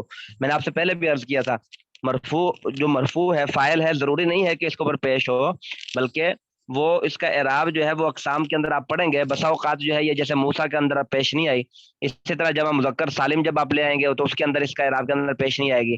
بسا اوقات اس کا اعراب جو ہے واو کے ساتھ آتا ہے، بسا اوقات جو ہے وہ الف کے ساتھ آتا ہے، بسا اوقات جو ہے وہ مبنی کی حالت میں اپنا ہر تینوں حالتوں میں اعراب ایک ہی رہتا ہے، اور پھر بسا اوقات جو ہے وہ 2 پیش آتی ہیں، بسا اوقات جو ہے وہ 1 پیش آتی ہے. وہ 16 قسمیں ہیں اعراب کی، 16 قسموں سے اعراب آتا ہے. وہ 16 قسمیں آپ پڑھیں گے تو اس لیے جو ہے وہ آپ نے بھی پریشان نہیں ہونا. وہ 16 قسمیں انشاءاللہ پڑھیں گے یہ 4-5 صفحوں کے بعد. تو یہ میں نے ادھر جو ہے وضاحت کر دوں. اچھا فاعل جو ہے وہ 2 طرح کا ہوتا ہے، وہ دونوں آپ نے مثالیں پڑھی ہوئی ہیں، اب اس کے اندر جو ہے نا مجھے بتلانے کی ضرورت نہیں ہے، تو یہ آپ اوپر سے ہی پڑھ لیں، سمجھانے کی ضرورت تو اتنی نہیں ہے. ظاہر اور مضمر. ظاہر تو پتہ ہے جو ظاہر اور نظر آ رہا ہو، مضمر وہ ہے جو چھپا ہوا ہو. جیسے قام زید میں زید فاعل اسم ظاہر ہے، یہ ظاہر میں نظر آ رہا ہے، سب کو نظر آ رہا ہے کہ یہ جو ہے نا زید ہے. اور ضرب تو میں نے مارا، اب اس کے اندر ضرب تو یہ صرف فعل ہی ہے، آگے فاعل تو آیا نہیں ہے. تو اب اس صورت میں جو ہے فاعل جو ہے وہ ضرب تو کے اندر فاعل جو ہے وہ ضمیر ہے، اب وہ اس کے اندر مضمر ہے. اب وہ ضمیر کی بھی 2 قسمیں ہوتی ہیں جو آپ نے پیچھے پڑھی تھی. یہ تو استاد جی فائل 2 طرح کا ہوتا ہے، یہ تو ہم نے نہیں پڑھا. نہیں میں نے آپ نے پڑھا نہیں تھا، لیکن میں نے آپ کو بتلایا تھا کہ فاعل جو ہے وہ بسا اوقات چھپا ہوا ہوتا ہے، بسا اوقات ظاہر ہوتا ہے. یہ میں نے آپ کو پچھلے بتلایا تھا کہ بسا اوقات آپ کو نظر آئے گا اور بسا اوقات جو ہے وہ ضمیر ہوگی، فاعل جو اس کے اندر چھپی ہوئی ہوگی. یہ شاید یہ آپ کو ہم نے یاد وہ نہیں. پڑھا تھا، ٹیبل پڑھا تھا نا پچھلے. ہاں تو وہی نہیں بات وہ ہے نا، ٹیبل پڑھا تھا، اس میں جو فائل کی ہاں وہ ہاں ضمیر. ہاں اس کے اندر میں نے آپ کو بتلایا تھا، لیکن اب یہاں وہ جو ہے نا وہ پریکٹیکلی آ گیا. وہاں میں نے آپ کو زبانی بتلایا تھا، اور میں نے آپ سے یہ کہا تھا کہ مرفوعات کے اندر آپ جا کے اس کی تفصیل پڑھیں گے تو وہی تفصیل یہاں آگے پریکٹیکلی آ گئی. تو فاعل جو ہے وہ 2 طرح کا ہوتا ہے، ایک ظاہر جی سر ذرا جو ہاں، دوسرا مضمر. ظاہر اس کو بولتے ہیں جو نظر آ رہا ہو، جیسے قام زید انہوں نے مثال دی ہوئی ہے. اب قام زید میں زید فاعل جو ہے یہ اس میں ظاہر ہے، یہ ظاہر میں نظر آ رہا ہے. اور ضرب تو میں فاعل جو ہے وہ ضمیر ہے، سمجھ اور وہ گیا. ضرب تو کے اندر نظر نہیں آ رہا فاعل، اس کے اندر جو ہے وہ انا ضمیر ہے. اچھا پھر آپ کے ضمیر کی بھی 2 قسمیں ہیں، ضمیر بارز، ضمیر مستنصر. اچھا ضمیر بارز جو یہ بھی آپ نے پیچھے پڑھا تھا، لیکن آپ نے اس وقت یہ دوسرے الفاظ سے پڑھا تھا. ضمیر مرفوع متصل، ضمیر مرفوع منفصل، ضمیر کیا اس کا نام ہے منصوب متصل، ضمیر منصوب منفصل. تو یہ وہی چیز ہے. ضمیر بارز جو ظاہر یعنی کہ نظر آ رہی ہو، جیسے ضربتا، ضرب تما، ضرب تم، بلکہ یہ وہ نہیں ہے. ہاں نہیں یہ دوسری ہے. ایک ہوا منٹ ہوم.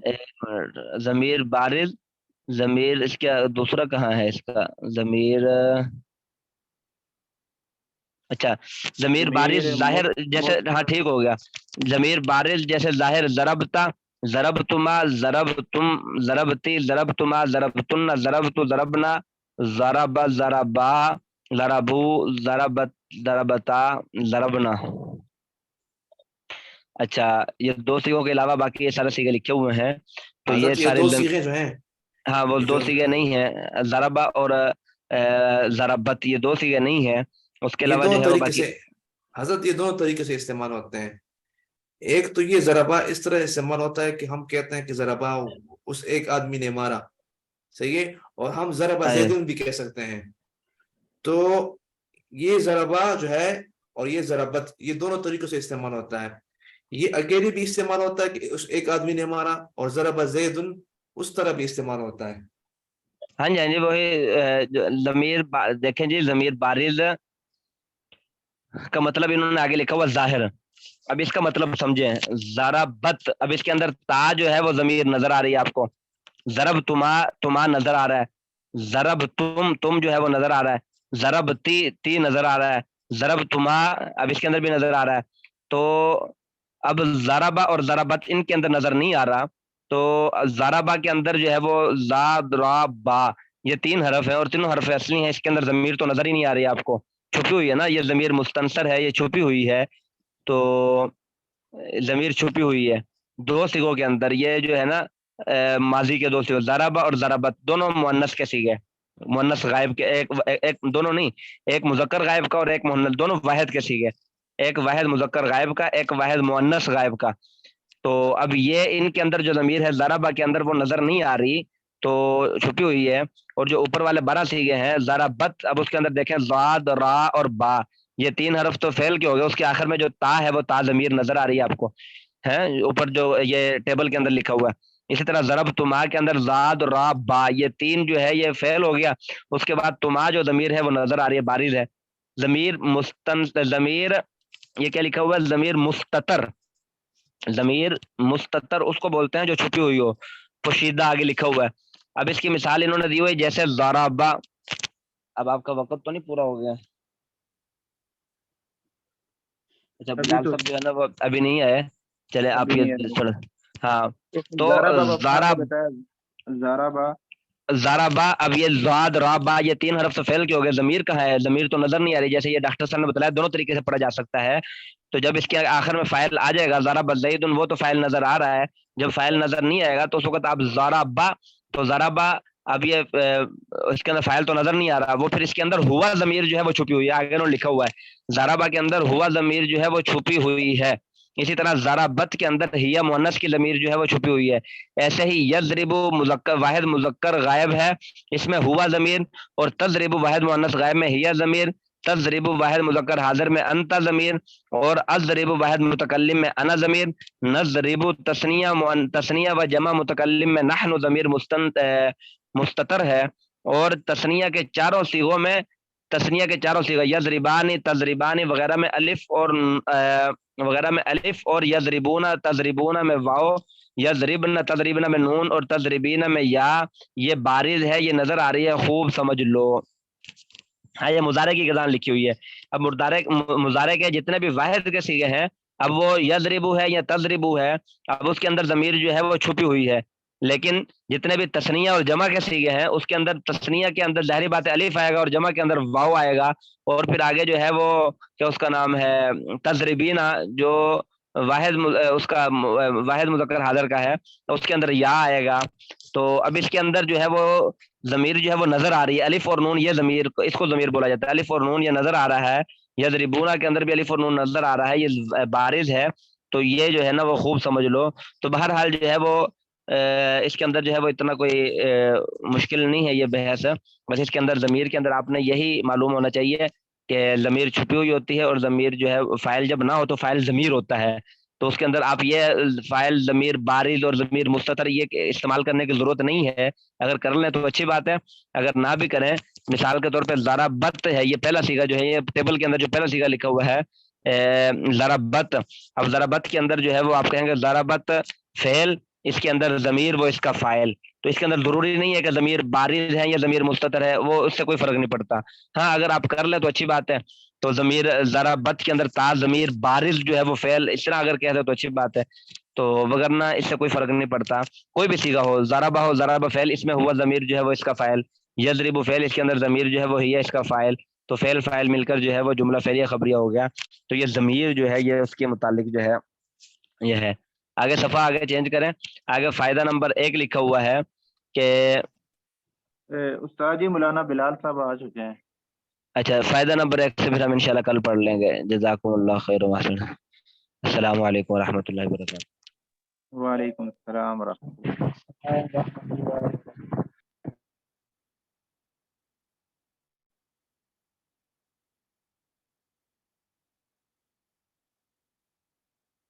अस्सलाम उस्ताद जी वालेकुम रहमतुल्लाहि वबरकातुहू। वालेकुम अस्सलाम रहमतुल्लाहि वबरकातुहू। उस्ताद जी आपकी तबीयत कैसी वालेकुम है? सलाम वरहमतुल्लाहि वबरकातुहू। जी आपकी तबीयत कैसी है? कल आपकी सेहत भी ठीक नहीं थी। अल्हम्दुलिल्लाह, अल्लाह का शुक्र है, आप हजरात की दुआओं से ठीक हैं। जी अल्हम्दुलिल्लाह। थोड़ा थोड़ा सर में दर्द होता तो है कभी कभी न बाई तरफ, तो अच्छा क्या मसला है। बस आप मेरा दुआ कर दिया करें मेरे लिए। जी उस्ताद, अल्लाह आपको सेहत अता फरमाए। आमीन आमीन। जी भाई, नज़ला भी है थोड़ा थोड़ा, बस ये तो जिंदगी में ऊंच जी नीच जी। होती रहती है। जी भाई, सुनाइए भाई तोहफे। कल उस्ताद जी आप बता रहे थे कि दोबारा पढ़ेंगे कौन सी? ये जो हदीस, कल आपने, आपकी सेहत नहीं ठीक थी। नहीं नहीं, कल तो मैंने पढ़ाई थी। अच्छा कल तो ठीक ठाक पढ़ाया था मैंने, वो तो परसों की बात है ना। अच्छा अ, अच्छा। हाँ, एक दिन पहले की बात थी वो तो। हाँ अगर भाई आप कल। हाँ जी। बिस्मिल्लाहिर्रहमानिर्रहीम हम्म, अस्दकुर रुया बिल असहार बिल असहारे, जी कि अजदक का मानी सच्चा होता है और रोया का मानी ख्वाब के होते हैं, और असहार के मानी सहरी के वक्त जो ख्वाब देखा जाए तो वो सही होता है। अ, ख्वाब, सच्चे ख्वाब जो है वो नबूवत का 40वां हिस्सा है, और नबूवत ख़त्म हो गई हज़रत मोहम्मद सल्लल्लाहु अलैहि वसल्लम पे। लेकिन वो कहते हैं कि अल्लाह ताला अपने नेक बंदों को जो है वो खुशखबरियाँ सुनाते रहते हैं ख्वाबों के ज़रिए। तो जो ख्वाब सुबह सहरी के टाइम पे बंदा देखे तो ज़्यादा सही होती हैं, ज़्यादा सच्ची होती हैं। फिर कहते हैं कि अपने ख्वाब जो है नेक बंदों को बताया करें, क्योंकि ये जो है जिस तरह इसकी ताबीर होती है फिर वो उसी तरह मुअल्लक हो जाती है। एक ख्वाब, फिर ख्वाब की किस्में बताई हैं कि एक जो है वो जो हम रोज़मर्रा के काम करते हैं तो वो दिमाग में चलते रहते हैं, कभी कभार वो हो जाते हैं। एक जो है वो शैतान की तरफ से होता है, और एक जो है वो अल्लाह ताला की तरफ से होता है, और वो खुशखबरियों की उसमें होती हैं। और सबसे ज़्यादा जो अच्छी और सच्ची सच्चे ख्वाब होते हैं वो ये सहरी के टाइम पे नजर आते हैं।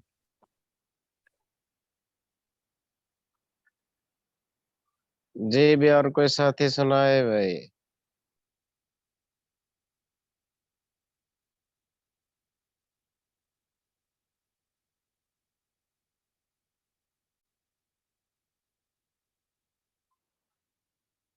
और कोई साथी सुनाए भाई। बिस्मिल्लाहिर्रहमानिर्रहीम। अस्दकुर रुया बिल असहार। अस्दकु सच्चा, और रुया का मानी है ख्वाब, बिल असहार सहरी के वक्त। सबसे ज्यादा सच्चे ख्वाब सहरी के वक्त होते हैं। जो आदमी सुबह सहरी के वक्त जो ख्वाब देखता है वो सच्चे होते हैं, और सच्चे ख्वाब नबूवत के 40वें हिस्सा होते हैं। और जो ख्वाब सहरी के वक्त देखे जाएं, और अपना ख्वाब हर आदमी को नहीं बताना चाहिए। आलिम हो, आलिम हो उसको बताना चाहिए, अच्छा दोस्त हो उसको बताना चाहिए, या वो जो बंदा ख्वाब की ताबीर का इल्म जानता हो उसको बताए। इन तीनों के अलावा ख्वाब का जिक्र किसी के साथ ना करे। अगर बुरा ख्वाब देख ले तो आंख खुल जाए तो उसके बाएं तरफ 3 दफा तत्कार दे, फिर आयतुल कुर्सी पढ़ ले, तावत बिल्ला पढ़ ले। और एक और उस्ताद जी ने बताया था आयतुल कुर्सी के अलावा एक और था। तो ख्वाब अगर देख ले तो हर आदमी से जिक्र ना करे, क्योंकि वो अगर जो भी बात उसके बारे में, ख्वाब के बारे में कोई बात अगर करता है तो वो ख्वाब उसके लिए, वो उसकी ताबीर उसके लिए बन जाएगी। जिस तरह वो ख्वाब के अंदर खजूरें खाना, तो जिस तरह कल बताया गया था,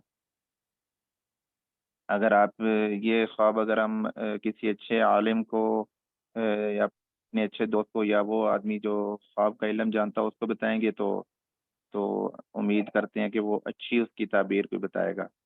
इसी तरह कोई हर आदमी को बताएंगे वो ऐसे मुंह से कोई बात निकाल दे तो हो सकता है उसकी ख्वाब की ताबीर अच्छी हो, लेकिन उसको गलत बताने की वजह से उसका नुकसान हो सकता है।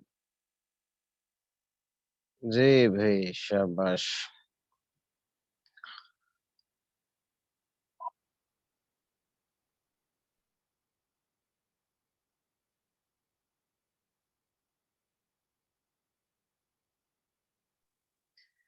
नहमदुहु व नुसल्ली अला तलबु का जी इस हदीस को पढ़ेंगे हम ये कभी।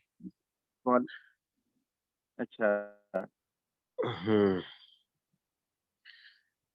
ये कल नहमदुहु इसका व तर्जुमा नुसल्ली सिर्फ पढ़ा अला था आपने कहा जी मेरी जी तबीयत तर्जुमा सार में। हाँ जी। नहमदुहु व नुसल्ली अला रसूलिहिल करीम अम्मा बाद فأعوذ بالله من الشيطان الرجيم قال النبي صلى الله عليه وسلم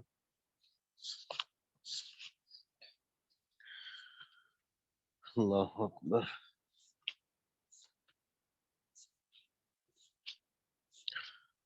طلب كسب الحلال فريضة بعد الفريضة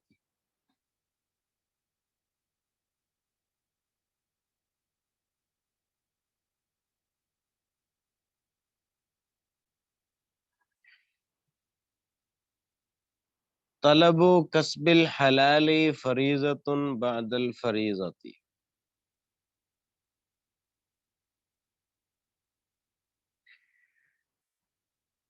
یہ حدیث پاک کے الفاظ ہیں. طلب کا معنی ہے طلب کرنا، کسب کا معنی ہے کمانا، حلال سے مراد حلال مال، حلال کمائی. فریضہ کا معنی فرض، بعد کا معنی بعد، فریضہ کا معنی فرض. طلب کسب الحلال، حلال کمائی طلب کرنا، یا طلب سے مراد یہاں حاصل ہے، کرنا ہے. حلال کمائی حاصل کرنا فرض ہے فرض کے بعد. حلال کمائی حاصل کرنا، حلال کمائی طلب کرنا یہ فرض ہے فرض کے بعد.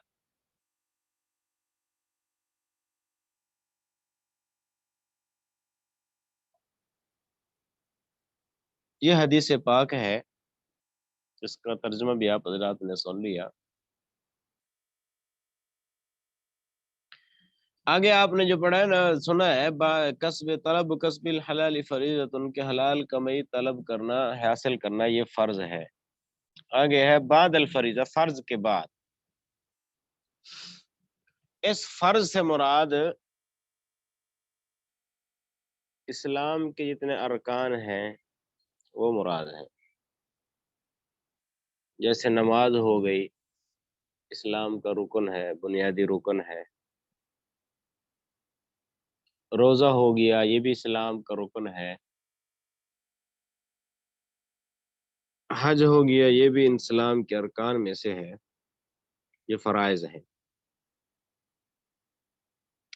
یعنی فرض ادا کرنے کے بعد حلال کمائی کمانا یہ فرض ہے. تو پھر یہاں پر یوں کیوں فرمایا گیا ہے کہ طلب کسب الحلال فریضۃ بعد الفریضۃ، کہ حلال کمائی حاصل کرنا یہ فرض ہے فرض کے بعد.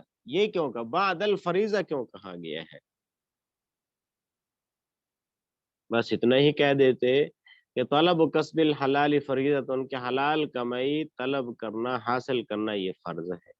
بس نہیں کہہ دینا کافی تھا. بعد الفریضہ یہ لفظ کیوں ذکر کیا ہے کہ فرض کے بعد؟ یہ اس لیے ذکر کیا ہے کہ بعض اوقات انسان جب مال کماتا ہے، دنیا کماتا ہے، حاصل کرتا ہے، تجارت کا کاروبار کرتا ہے، لین دین معاملات یہ سارے کرتا ہے، انسان اس کے اندر ایسا منہمک ہو جاتا ہے کہ اللہ کے فرائض کو بھول جاتا ہے.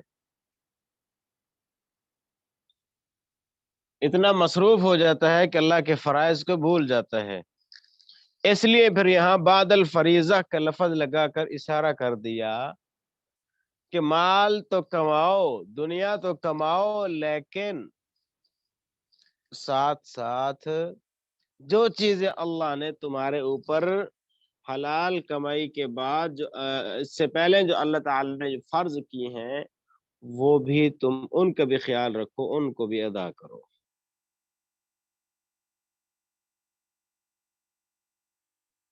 تو یہاں پر مال کمانے کی اجازت دی گئی ہے، اور یہ بھی ساتھ اشارہ کر دیا گیا ہے اور بتا دیا گیا کہ مال کماؤ تو صحیح، لیکن اس کے ساتھ ساتھ جو اللہ نے جو چیزیں تمہارے اوپر فرض کی ہیں ان کو بھی کما حق ادا کرتے رہو،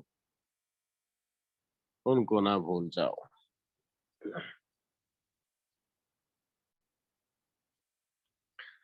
تو مال کمانا کبھی تو انسان کے اوپر فرض ہو جاتا ہے، کبھی انسان کے اوپر مال کمانا حرام ہو جاتا ہے، کبھی مستحب ہو جاتا ہے، کبھی مباح ہوتا ہے. تو یہاں جو فرمایا گیا طلب و کسب الحلال فریضۃ، کہ حلال کمانا یہ فرض ہے. تو حلال کمائی کرنا اس وقت فرض ہوتا ہے کہ انسان کے پاس خود اپنے انسان کے پاس مال بالکل بھی نہ ہو، خود کھانے پینے کے لیے بھی اس کے پاس پیسے نہیں ہے، اسی طرح اپنے بچوں کو کھلانے کے لیے بھی اس کے پاس پیسے موجود نہیں ہیں. اب یہ حالت ایسی ہے، اس حالت میں نبی کریم صلی اللہ علیہ وسلم نے فرمایا کہ مال کمانا اس انسان کے اوپر فرض ہو گیا ہے. جیسے نماز فرض عین ہے تو مال کمانا حاصل کرنا یہ بھی اسی طریقے سے فرض ہو گیا ہے، ضروری ہو گیا انسان کے اوپر. آج کل لوگ یہ نہیں دیکھتے، یہ تو دیکھتے ہیں بھی مال نہیں ہے، تنگ دست ہیں اور مہنگائی ہے، ہم فقر و فاقہ میں زندگی گزار رہے ہیں، مال ہمارے پاس موجود نہیں ہے، کچھ بھی نہیں ہمارے پاس کہ جس سے ہم بچوں کا پیٹ بھر سکیں، بچوں کو کھلا سکیں. تو یہ چیز جب دیکھتے ہیں کہ ہمارے پاس مال نہیں ہے، بچے بھی بھوکے ہیں، ان کا پیٹ بھرنے کے لیے، ان کو کھلانے کے لیے بھی کچھ نہیں ہمارے پاس، اس چیز کو دیکھتے ہوئے لوگ خودکشی کر لیتے ہیں. تو اس چیز کا حل خودکشی تو نہیں ہے نا، اس چیز کا حل تو یہ ہے کہ طلب و کسب الحلال فریضۃ.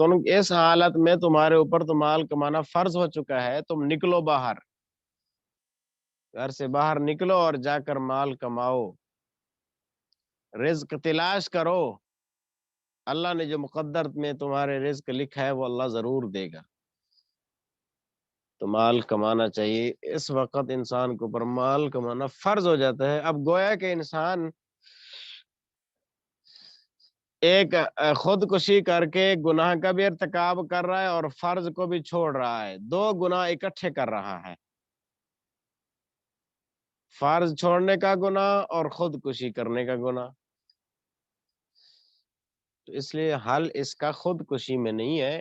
جس انسان کے پاس مال نہ ہو، تنگ دست ہو، بچوں کو کھلانے کے لیے بھی مال نہیں ہے، تو اس کا حل خودکشی نہیں ہے. اس کا حل یہ ہے کہ مال کمایا جائے.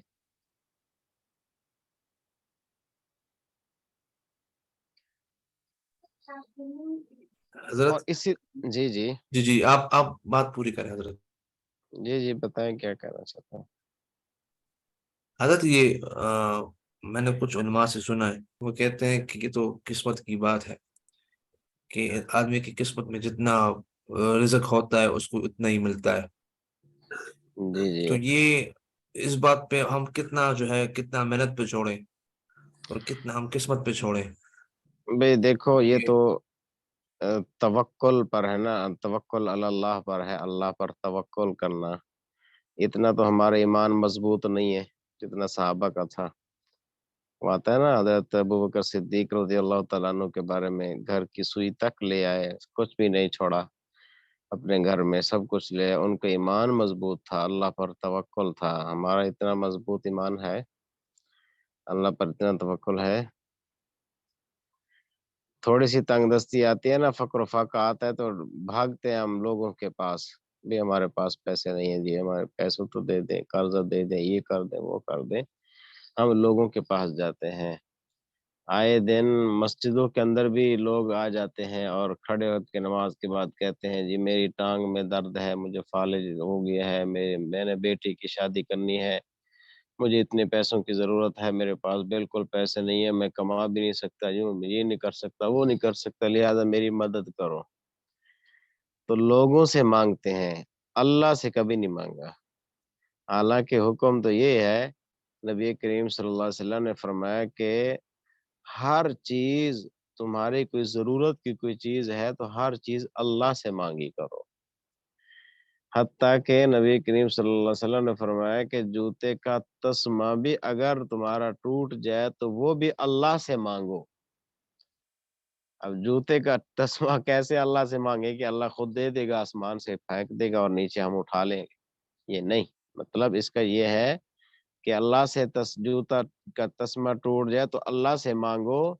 इसका मतलब ये है कि तुम अल्लाह से दुआ करो कि या अल्लाह मेरी जूती का तस्मा टूट गया है, मैं इस तस्मे को बनवाने के लिए जा रहा हूँ, या अल्लाह जब मैं बाहर बाजार में के अंदर जाऊं तो एक पहली बात तो यह है कि मुझे जूती सीने वाला, सिलाई करने वाला भी मुझे मिल जाए, और फिर जब सिलाई करने वाला मुझे मिले तो या अल्लाह उसके ज़हन के अंदर ये भी बात डाल दे कि मुझसे पैसे भी कम ले। क्योंकि हो सकता है कि इंसान का दूसरा जूते का तस्मा टूट गया है, तो अब हो सकता है कि उसको बाहर जूती सिलाई करने वाला ही ना मिले, या जूती सिलाई करने वाला मिले लेकिन वो पैसे ज्यादा ले। इसलिए फरमाया कि जूते का तस्मा भी टूट जाए तो वो भी अल्लाह से मांगो। तो हम तो लोगों से मांगते हैं, हमारे ईमान का तो ये हाल है। सहाबा इकराम का ईमान तो ये था कि जो चीज भी उनकी जरूरत होती थी फौरन सलातुल हाजत पढ़ के अल्लाह से मांगते थे। उनको यकीन था कि अल्लाह हमें देगा। अल्लाह देने का मतलब ये है कि अल्लाह लोगों के दिलों में बात डालेगा और लोग ही आकर उसका तावन करेंगे। इसको कहते हैं गैबी मदद अल्लाह की। तो इस तरफ तुम्हारा ख्याल नहीं होता, हमारा ख्याल लोगों की तरफ होता है। तो नबी करीम सल्लल्लाहु अलैहि वसल्लम ने, आगे आप अगले साल हदीस में पढ़ेंगे रियादुस सालिहीन के अंदर, नबी करीम सल्लल्लाहु अलैहि वसल्लम ने इरशाद फरमाया कि जो इंसान लोगों से मांगता है तो अल्लाह ताला उसको अपने हाल पे छोड़ देते हैं। वो अल्लाह के जिम्मा से बरी है, अल्लाह उसको अपने हाल पे छोड़ देते हैं। मतलब ये है कि अल्लाह की मदद उसके साथ शामिल हाल नहीं रहती, अल्लाह उसका रुख फिर लोगों की तरफ फेर देते हैं। इसका नुकसान ये होता है कि वो इंसान ज्यादा तंगियों में चला जाता है, अल्लाह उसके लिए फकर का दरवाजा खोल देते हैं। इसलिए तो नबी करीम सल्लल्लाहु अलैहि वसल्लम ने फरमाया कि भाई जो अल्लाह, रिज़्क की जिम्मेदारी अल्लाह ने उठाई है, रिज़्क अल्लाह ने देना है तुम्हें, इंसान ने नहीं देना। जिस अल्लाह ने कहा है कि मैं रिज़्क तुम्हें दूंगा तो उस अल्लाह से मांगा जाए। जब उस अल्लाह से रिज़्क इंसान मांगेगा तो अल्लाह ताला तंगी से दूर कर देगा।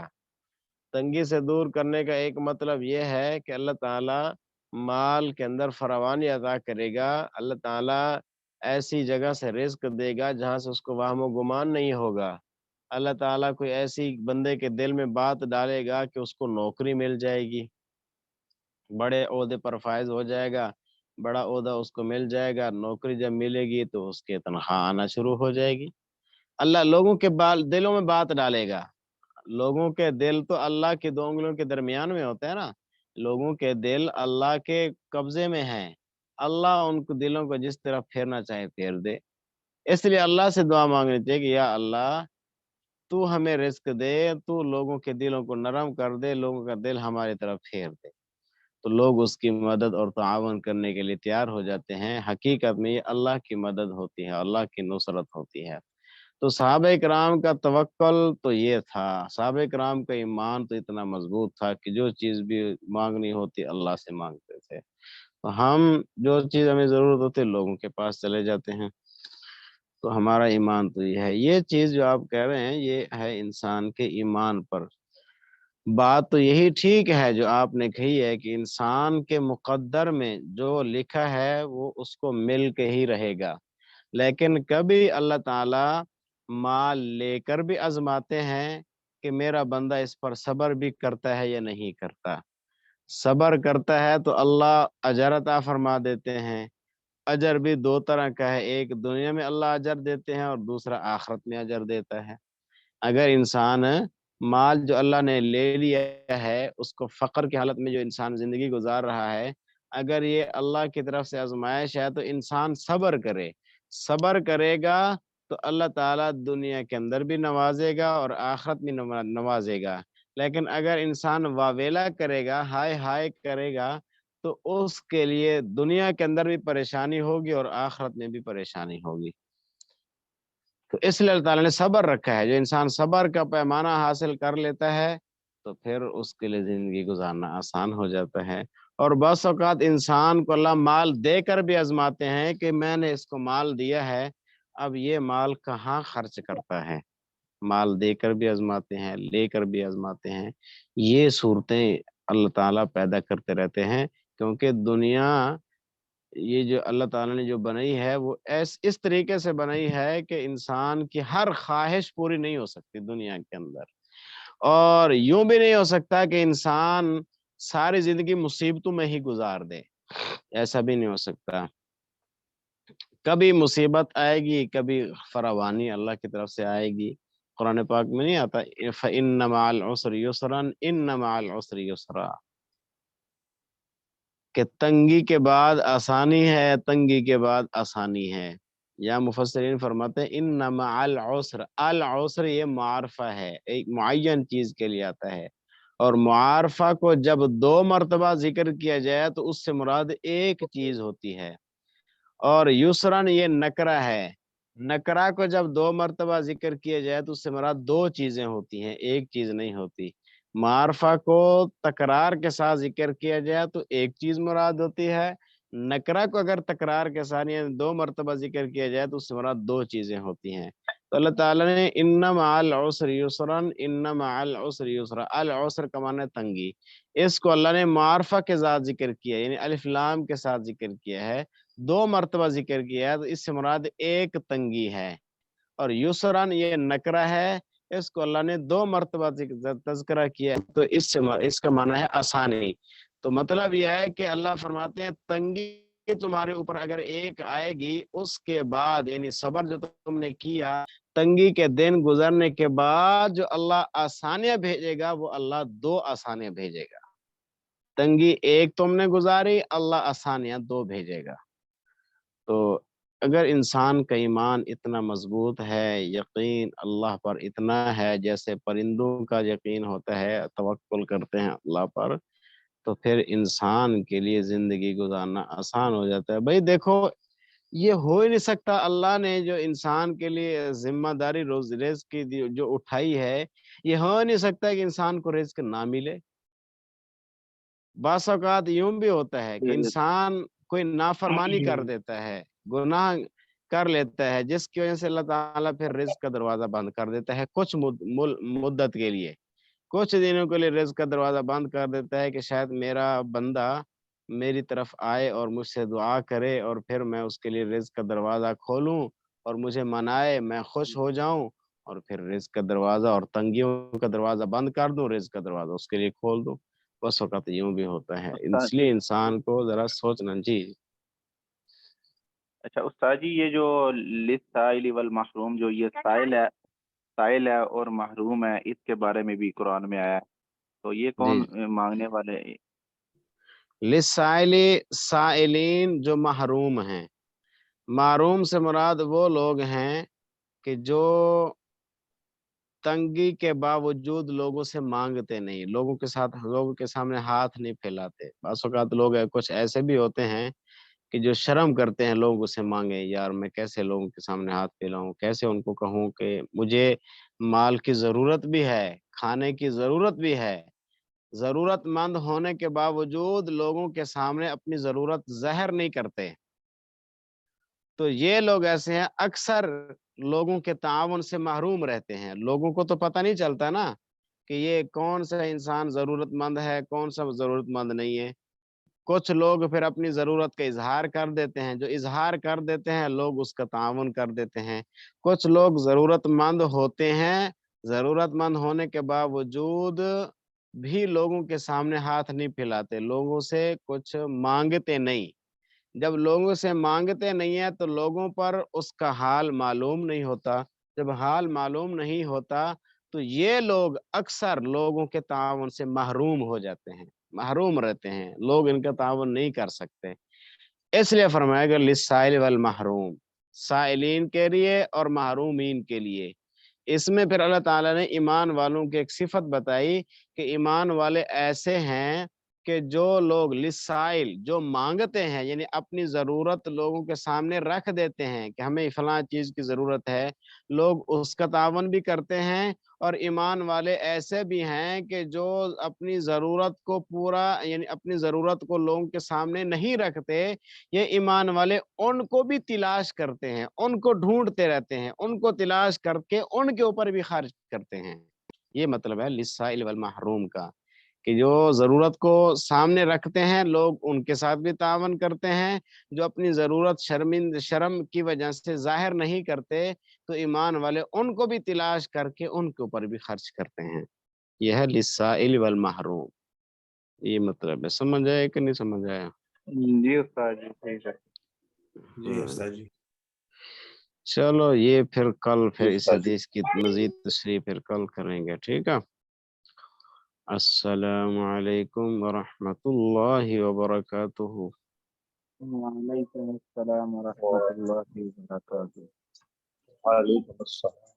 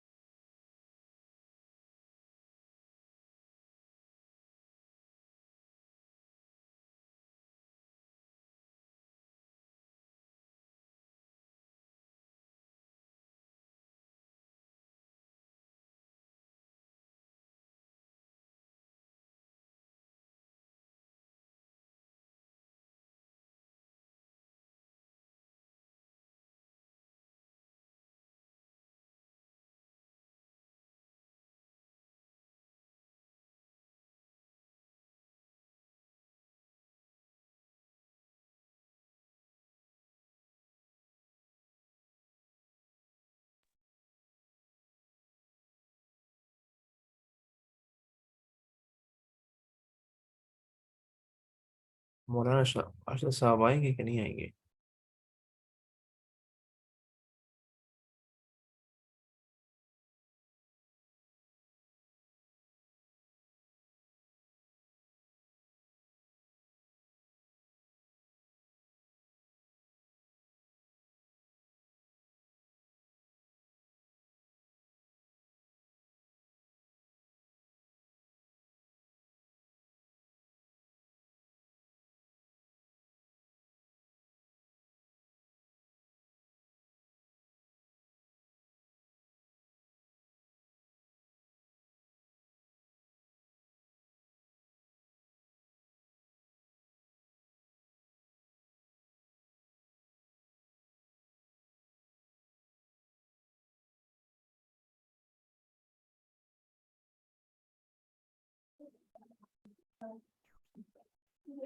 کیا حال ہے بھائی؟ عبداللہ بن عباس بھائی کیسے ہیں آپ؟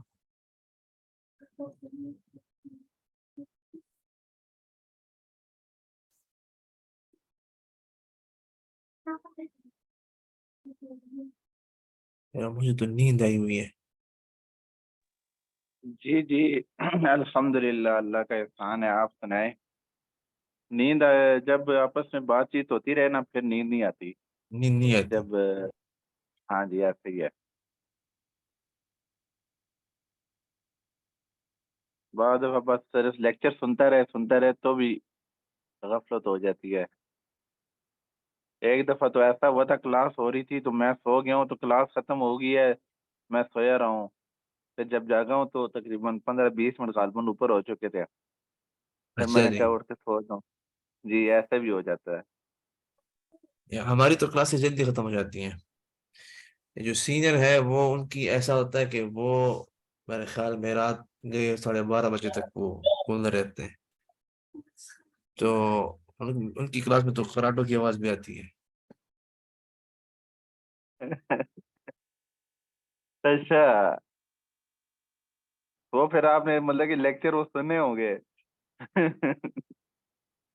نہیں وہ آپس میں ہمارے ایک دوست ہے تو وہ اپنے قصے سناتے رہتے ہیں.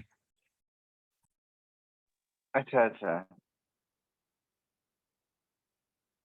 یہ کل استاد جی نے سبق پڑھایا تھا اس کا، تو میں نے بھی کل لکھا تھا، یہ شروع سے نوٹ کیا تھا. فاعل، فاعلان، فاعلون، فاعلۃ، فعال، فعل، فعل، فعلاء، فعلان، فعال، فعول. یہ 8 جو لفظ سے ہیں اور 3 شروع کے ہیں. اس کے بعد جب انہوں نے جمع مختصر کے بعد جو بتائے ہیں وہ میں نے نوٹ نہیں کیے ہیں. تو یہ وہ ہے نیند آ گئی تھی. جو ہے وہ مؤنث والے ہیں. اور السلام علیکم ورحمۃ اللہ وبرکاتہ.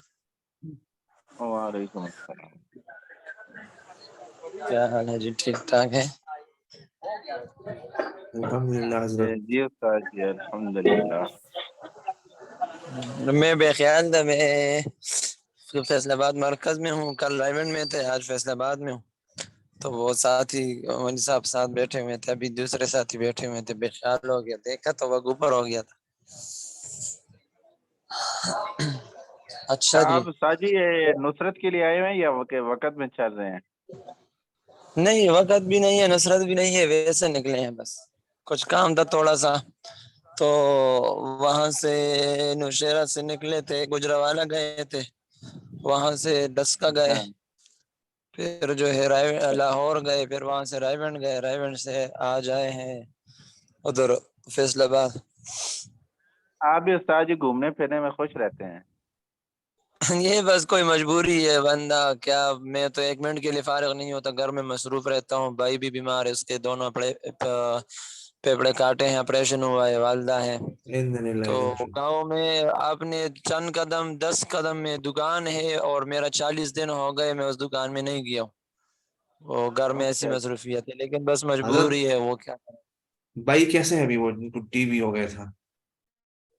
ٹی وی وہ اس کا یار خون شروع ہوا ہے، 3-4 دن ہو گئے، اس کی ٹی وی زیادہ ہے، اور ایک پیپڑے جو دونوں کاٹے ہیں، ایک میں ابھی پانی دوبارہ نکلا ہے. تو اچھا جی. اب ٹی وی کا دوائی وہ کورس کر رہے ہیں، اللہ شفا دے دے ان کو، بہت کمزور ہو گیا. حضرت کوئی مسئلہ ہو تو بتا دیجیے. پھر ہمارے یہاں پشاور میں ٹی بی میں جاننے والے لوگ ہیں، تو کوئی مسئلہ ہو تو دوائیوں کا. چلو میں پھر جب ادھر سے آ جاؤں گا نا، 1-2 دن ہمارے ادھر لگتے ہیں، پھر انشاءاللہ رابطہ کر لیں گے. تو چلیے پھر انشاءاللہ. آپ ویسے ان کی ملاقات کرا دیں گے، آپ کے پاس لے چلیے آئیں گے اس کو. جی صحیح ہے. تو جو ٹی بی سینٹرز ہر جگہ پہ ہوتے ہیں حضرت، لیکن جی جی، یہ میرے جو میں نے ہمارے خود یہاں پہ. گزاری ہے، میری 2 بہنوں نے، میرے سب بھائیوں نے، بڑے بھائی نے، جی جی دوسرے نے بھی، یہ تیسرا چوتھا صرف اس کی ٹی بی نہیں تھی شاید، اس نے بھی گزاری. تو والدہ کے علاوہ سب نے ٹی بی گزاری ہے، وہ 2007-8 کے اندر کی بات ہے. تو بس اس کو تھوڑی سی وہ ایک مرتبہ ختم، پھر دوبارہ ابھی الرجی سی پھر ہو گئی، پھر وہ آپ کانسی کا مسئلہ سارا تو اس کے ساتھ ہے نا، پھیپڑوں کے سانس کا مسئلہ، وہ زخمی ہو گئے، پھر آپریشن ہو گیا پھر بیچارہ، تو وہ اللہ سے جی چلے ٹھیک ہے انشاءاللہ پھر کچھ ترتیب بنائیں گے، چکر لگائیں گے آپ کے پاس، میں ادھر سے فارغ ہو جاؤں۔ وہ خالہ کا بیٹا ہے، وہ تیل کی کوئی مشین خریدنا چاہتے ہیں، تو اس کی تلاش میں کوئی اچھی چیز مل جائے، بس ان کے ساتھ آئے ہیں۔ اچھا جی، اچھا جی، جی جی اچھا چلو 8-10 منٹ پڑھ بھی لیتے ہیں سبق جو آپ نے کل میں نے آپ کو لکھوایا تھا، اس میں کچھ رہ گیا تھا سیکھا یا پورے لکھوا دیے؟ وہ اس پورے ہو میں گئے تھے استاد جی۔ جی وہ آخر میں مونس کے میں نے نوٹ کرنے تھے، شروع کے 3 اور بعد کے 8 لکھے ہیں، اور آخر کے مونس کے استاد جی رہتے ہیں۔ مؤنث کے جی تو مؤنث کے 3 سیغے تو وہ والے ہو گئے جو کتاب میں لکھے ہیں نا، فاعلۃ، فاعلتان، فاعلات، اور اس کے بعد ایک صیغہ ہے فواعل، فواعل، جی اس میں مذکر اور مؤنث دونوں کے لیے استعمال ہوگا، اور اس کے بعد جو 2 میں نے تصغیر کی بتائی، تقریباً گردان تو میں نے پوری بتا دی ہے، شاید آپ کے ذہن میں نہ ہو، تو فواعل، اس کے بعد فعال، فوائل اور فوائلۃ، یہ 2 گردانیں تھی، 2 صیغے جو تصغیر کے لیے استعمال ہوتی ہے۔ پھر میں نے معنی بھی بتا دیا تھا، کرنے والا ایک چھوٹا مرد اور کرنے والی ایک چھوٹی عورت، فوائل کا معنی ہے استاد جی یہ تصغیر والے 2 دوبارہ بتا دیں۔ فوائل، فوائل، فا پیش فو فا اور فا پہ واو یا زبر وئی، فوئی، عین دعی، فوئی، لام 2 پیش لن، فوائل، اور آگے فوائلتن، وہی فوائل کے آگے تا لگائیں گے تو وہ فوائلتن بن جائے گا، مؤنث تصغیر کا صیغہ بن جائے گا۔ مونس تصغیر، جی مذکر تصغیر۔ اور اس کو کہیں گے صیغہ واحد مذکر مصغر بحث اسم فاعل، اور صیغہ واحد مؤنث مصغر بحث اسم فاعل، ٹھیک ہے، اور معنی تو وہی آپ کے ذہن میں ہے، کرنے والا ایک چھوٹا مرد، کرنے والی ایک چھوٹی عورت، دونوں مرد اور عورت کے لیے استعمال ہوتے ہیں، تو یعنی تصغیر کا صیغہ یہ مرد اور عورت کا معنی ہم اس لیے کرتے ہیں ساتھ ساتھ کہ استعمال تو دوسرے جگہوں میں بھی ہے، لیکن یہ صرف وہ گردان میں صیغوں کی پہچان کے لیے کہ یہ مذکر کے معنی میں اور یہ مؤنث کے معنی میں استعمال ہوتا ہے، ٹھیک ہے۔ اب کوئی چیز ہو مثال کے طور پر، جی فوائل مذکر تصغیر، جی جی، صیغہ اور واحد مذکر فوائلتن، مؤنث تصغیر۔ جی جی، اس کے ساتھ مصغر لکھ سکتے ہو، تصغیر کے دو تب بھی ٹھیک ہے، لیکن مصغر استادوں نے بتا دیا، تصغیر یعنی کسی صیغہ چیز کی واحد تصغیر اور مصغر۔ چھوٹے پن کو بیان کرنا، کیونکہ تصغیر کے لیے نا ایک چیز کی چھوٹے پن کو بیان کرتا ہے، تو اس لیے اس ہاں کو مصغر کہتے ہیں۔ ویسے وہ تو مصغر ہونا چاہیے، لیکن بہرحال جو استادوں نے لفظ پڑھایا ہے کس اعتبار سے مصغر کہتے ہیں، تصغیر لکھ دو مصغر لکھ تو ٹھیک ہے بس۔ جی تو کوئی ساتھی زبانی سنا بھی سکتا ہے گردان، اور جو جتنے بھائیوں نے سبق سن لیا سب کو بات سمجھ بھی آ گئی، کوئی کسی قسم کا سوال ہو تو وہ آپ بتا دے تاکہ اس کا کچھ حل بتا دے آپ کو، اور پھر آپ کو اچھی طرح ٹھیک یاد ہو جائے، غلط زبر زیر اگر آ گیا تو نقصان ہوگا۔ جی یہ استاد جی یہ جس ترتیب سے کتاب میں لکھے ہوئے ہیں 4-4 6-6 کر کے، جی، ان کو اس ترتیب سے کس بھی یاد کتاب کر میں؟ سکتے ہیں؟ یہ جس طرح ابھی اس میں فاعل کہ صیغہ واحد مذکر فاعل، فاعلان، فاعلون، فاعلۃ، فاعلتان، یہ انہوں نے मुज़क्कर انہوں نے تو मुज़क्कर 6 لکھ तस्नीया دیے ہیں نا، اس میں فاعل کے صیغے 6 نہیں ہیں 18 ہے. بہرحال یہ تو اس میں مشہور صیغے ہیں تو انہوں نے لکھ دی ہے. آپ اس چھوٹی گردان کو بھی یاد کریں تاکہ آپ کو پتا ہو کہ یہ 6 صیغے اصل ہے، بیچ میں جو ہے اس کے ساتھ ہم نے اس کو وہ کیا ہے. ٹھیک ہے، 3 صیغے مذکر کے پڑھیں گے، فاعل، فاعلان، فاعلون. تو پھر اسی فاعلون کے مکسر کے جو ہے صیغے بنیں گے 8. تو آپ کو پتا ہوگا کہ اس کا معنی فاعلون والا ہے، تو اس کو فاعلون کے بعد فوری ذکر کرتے ہیں تاکہ فاعلون اور فعلۃ، فعال، فعل، فعل، فعلا، فعلان، فعال، فعول، ان کا معنی سب اکٹھا وہ کر کے اور معنی ایک کر دو، کرنے والے بہت مرد. صیغہ جمع مذکر مکسر باعث اس میں فاعل، اس لیے اس کی ترتیب مذکر کے صیغوں کے بعد بتایا ہے کیونکہ وہ مذکر مکسر ہے اور فاعلون جمع کے بعد ہے. اور آگے مؤنث کا صیغہ فاعلۃ، فاعلتان، فاعلات، وہ مؤنث کیونکہ مذکر کی بات تو ختم ہو گئی. اب جو ہے فاعلۃ، فاعلتان، فاعلات کے بعد فواعل صیغہ رکھ دیا، تو اس کو مذکر اور مؤنث دونوں کے بعد ذکر کیا. اس کی وجہ کیا ہے؟ کیونکہ یہ صیغہ مذکر مکسر جمع بھی استعمال ہوتا ہے اور مؤنث جمع کے لیے بھی استعمال ہوتا ہے، اس لیے اس کو مذکر کے بعد اور مؤنث دونوں کے بعد رکھا. ٹھیک ہے، اور اس کے بعد جو ہے تصغیر کے 2 صیغے تو وہ بھی مذکر مؤنث کے بعد ذکر کیا، کیونکہ مذکر کے ساتھ اس کی چھوٹی صیغے کو بیان کریں گے، پھر مؤنث کے ساتھ اس کا تو وہ تھوڑا سا مشکل بن جائے گا، اس لیے جو ہے تصغیر کے دونوں صیغے آخر میں ذکر کر دیا، مذکر کے بھی مؤنث کے بھی. ٹھیک ہے، وجہ بھی بیان ہو گئی آپ کے سامنے کس صیغے کو کس جگہ کیوں فٹ کیا. تو آپ 6 صیغے پہلے یاد کریں، اس کے ساتھ جو ہے گردان کی مشق کریں اور ایسے اسبار یاد ہو جائے کہ بغیر سوچے آپ گردان کر سکے فوری طور پر. جی، اور کوئی سوال ہو؟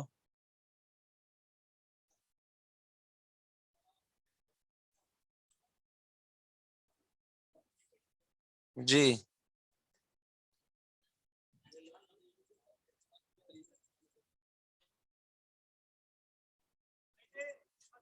کلیئر ہو گیا سب کو؟ جی حضرت.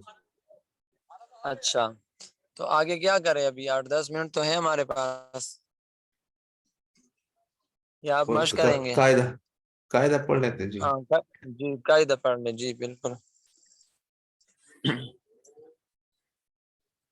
قاعدہ جب ماضی 3 حرف کی ہو تو اس میں فاعل کا صیغہ واحد مذکر فاعل کے وزن پر آئے گا، جیسے نصر، جی، ناصر، ماضی 3 حرف کا مطلب کیا ہے؟ جو مجرد کے ابواب ہیں نا 8 باب، یہ 8 باب بنیں گے، آپ کو میں بتا دوں گا. تو ان 8 بابوں کا اس میں فاعل فاعل کے وزن پر ہوگا، یعنی فاعل، فاعلان، فاعلون. اور اس کے علاوہ علم الصرف کے اندر جتنے بھی ابواب ہیں 8 ابواب کے علاوہ ٹوٹل 42 سے کچھ اوپر ہوں گے، یا 42 ہیں جو مشہور کے اعتبار سے. تو 42 ابواب میں صرف 8 باب ہیں جس کا اس میں فاعل اس وزن پر آئے گا، فاعل. اور اس وزن پر آنے کا مطلب یہ ہے کہ واحد کا جو صیغہ ہے وہ صرف اس وزن پر آئے گا. آگے جو ہے اس کے ساتھ اپنا جو ہے مذکر کا تثنیہ کے لیے الف اور نون، جمع کے لیے وہ استعمال ہوتا ہے، وہ تو ہوں گے. ٹھیک ہے، تو یہ والا وزن 8 بابوں میں استعمال ہوگا. جی حضرت.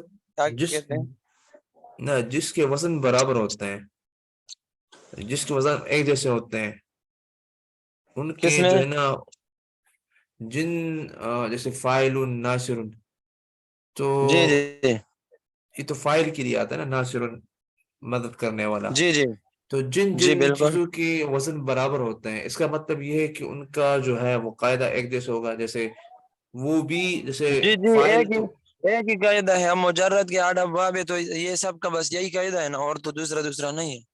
نہیں، میرا مطلب یہ ہے کہ وہ جو ہے اب ناصر ہے تو وہ فاعل آتا ہے، اس طرح تو نہیں جی کہ پھر اس وزن پہ جتنی چیزیں آئیں گی وہ سارے فاعل ہوں گی. سارے فاعل اس وزن پہ جو بھی آ گیا، بند آنکھوں سے نیند سے جاگتے ہوئے بھی کہو کہ یہ اس میں فاعل کا صیغہ ہے. اچھا صحیح. جی، اس وزن پر جو بھی آئے گا، یہ 18 صیغے جو میں نے بتا دی ہے، اس میں کوئی بھی وزن آئے گا آپ سمجھو یہ اس میں فاعل کا صیغہ ہے. ٹھیک ہے، اور اس کو تیزی سے یاد. پھر ایک ہے اس کو صفت مشبہ کہتے ہیں، اس کا بھی معنی یہی ہے، لیکن اس کے اندر معنوی اعتبار سے تھوڑا سا فرق ہے، تو وزن میں تھوڑی تبدیلی باقی ہے، اس میں فاعل کی طرح ہی، لیکن اس کو نام کہتے ہیں صفت مشبہ، ٹھیک ہے، یہ اس میں فاعل کہتے ہیں، اس کو صفت مشبہ، یہ فاعل ہے، وہ فاعل، فاعلان، فاعلون، سمجھ آ گئی، وہ اس طرح ہے، لیکن وہ جا کے کسی ایک باب میں ہے، زیادہ میں نہیں ہے، ٹھیک ہے، جب یہ یاد ہو جائے گا وہ پکی یاد ہو جائے گی پھر انشاءاللہ۔ جی قاعدہ میں کیا کہتے ہیں؟ جب ماضی 3 حرف کی ہو تو اس میں فاعل کا صیغہ واحد مذکر فاعل ان کے وزن پر آئے گا، جیسے نصرہ سے اب ناصر۔ یہ ماضی کے اندر 3 حرف کا مطلب 2 بھی ہے، ایک تو یہ ہے کہ ثلاثی اور رباعی کے جو وہ ہے نا ابواب ہے، تو ثلاثی کے اندر بھی پھر 2 قسم، ایک مجرد ایک مزید فی، تو یہ مجرد مراد ہے، 3 حرفی سے مراد مجرد مراد ہے کہ فا عین اور لام کے علاوہ کوئی اور حرف نہ ہو، نہ حروف اصلی میں سے اور نہ حروف زائدہ میں سے، ٹھیک ہے، چلے۔ صحیح ہے حضرت، جیسے نصرہ سے ناصر اور ضربہ جی سے ضارب اور سمع سے سامع، جی اور اگر ماضی کا پہلا صیغہ 3 حرف سے زیادہ ہو تو اس میں فاعل مضارع معروف سے اس طرح بناؤ کہ علامت مضارع کو دور کر کے اس کی جگہ میم مضموم لگاؤ، جی، اور آخر سے مثال پہلے کے طور حرف۔ پر ایک منٹ مثال کے طور پر انہوں نے آگے مثالیں دی ہے، جو آپ پڑھ رہے ہو اس کو فٹ کر کے وہ کر دو، بلکہ چلو پہلے پڑھے تو پھر ایک صیغے میں فٹ کر کے بتا دیں گے، چلے۔ کہتے ہیں کہ اگر ماضی کا پہلا صیغہ 3 حرف سے زیادہ ہو تو اس میں فاعل کا مضارع معروف سے اس طرح بناؤ گے کہ علامت مضارع کو دور کر کے اس کی جگہ میم مضموم لگاؤ، اور آخر سے پہلے حرف کو زیر دو، اگر زیر نہ ہو تو آخری حرف پر تنوین لگا دو، جیسے یقرمو سے مکرمون، یجتنبو سے مجتنبن، یتقبلو سے متقبلن۔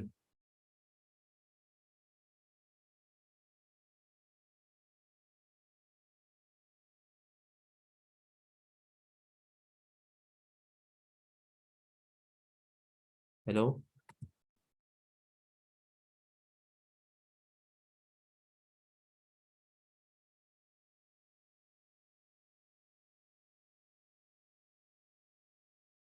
بہت مشکل ہے،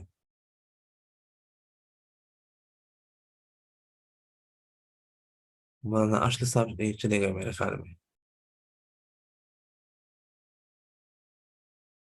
ماضی کا پہلا صیغہ، ماضی کا پہلا صیغہ تین حرف سے زیادہ ہو تو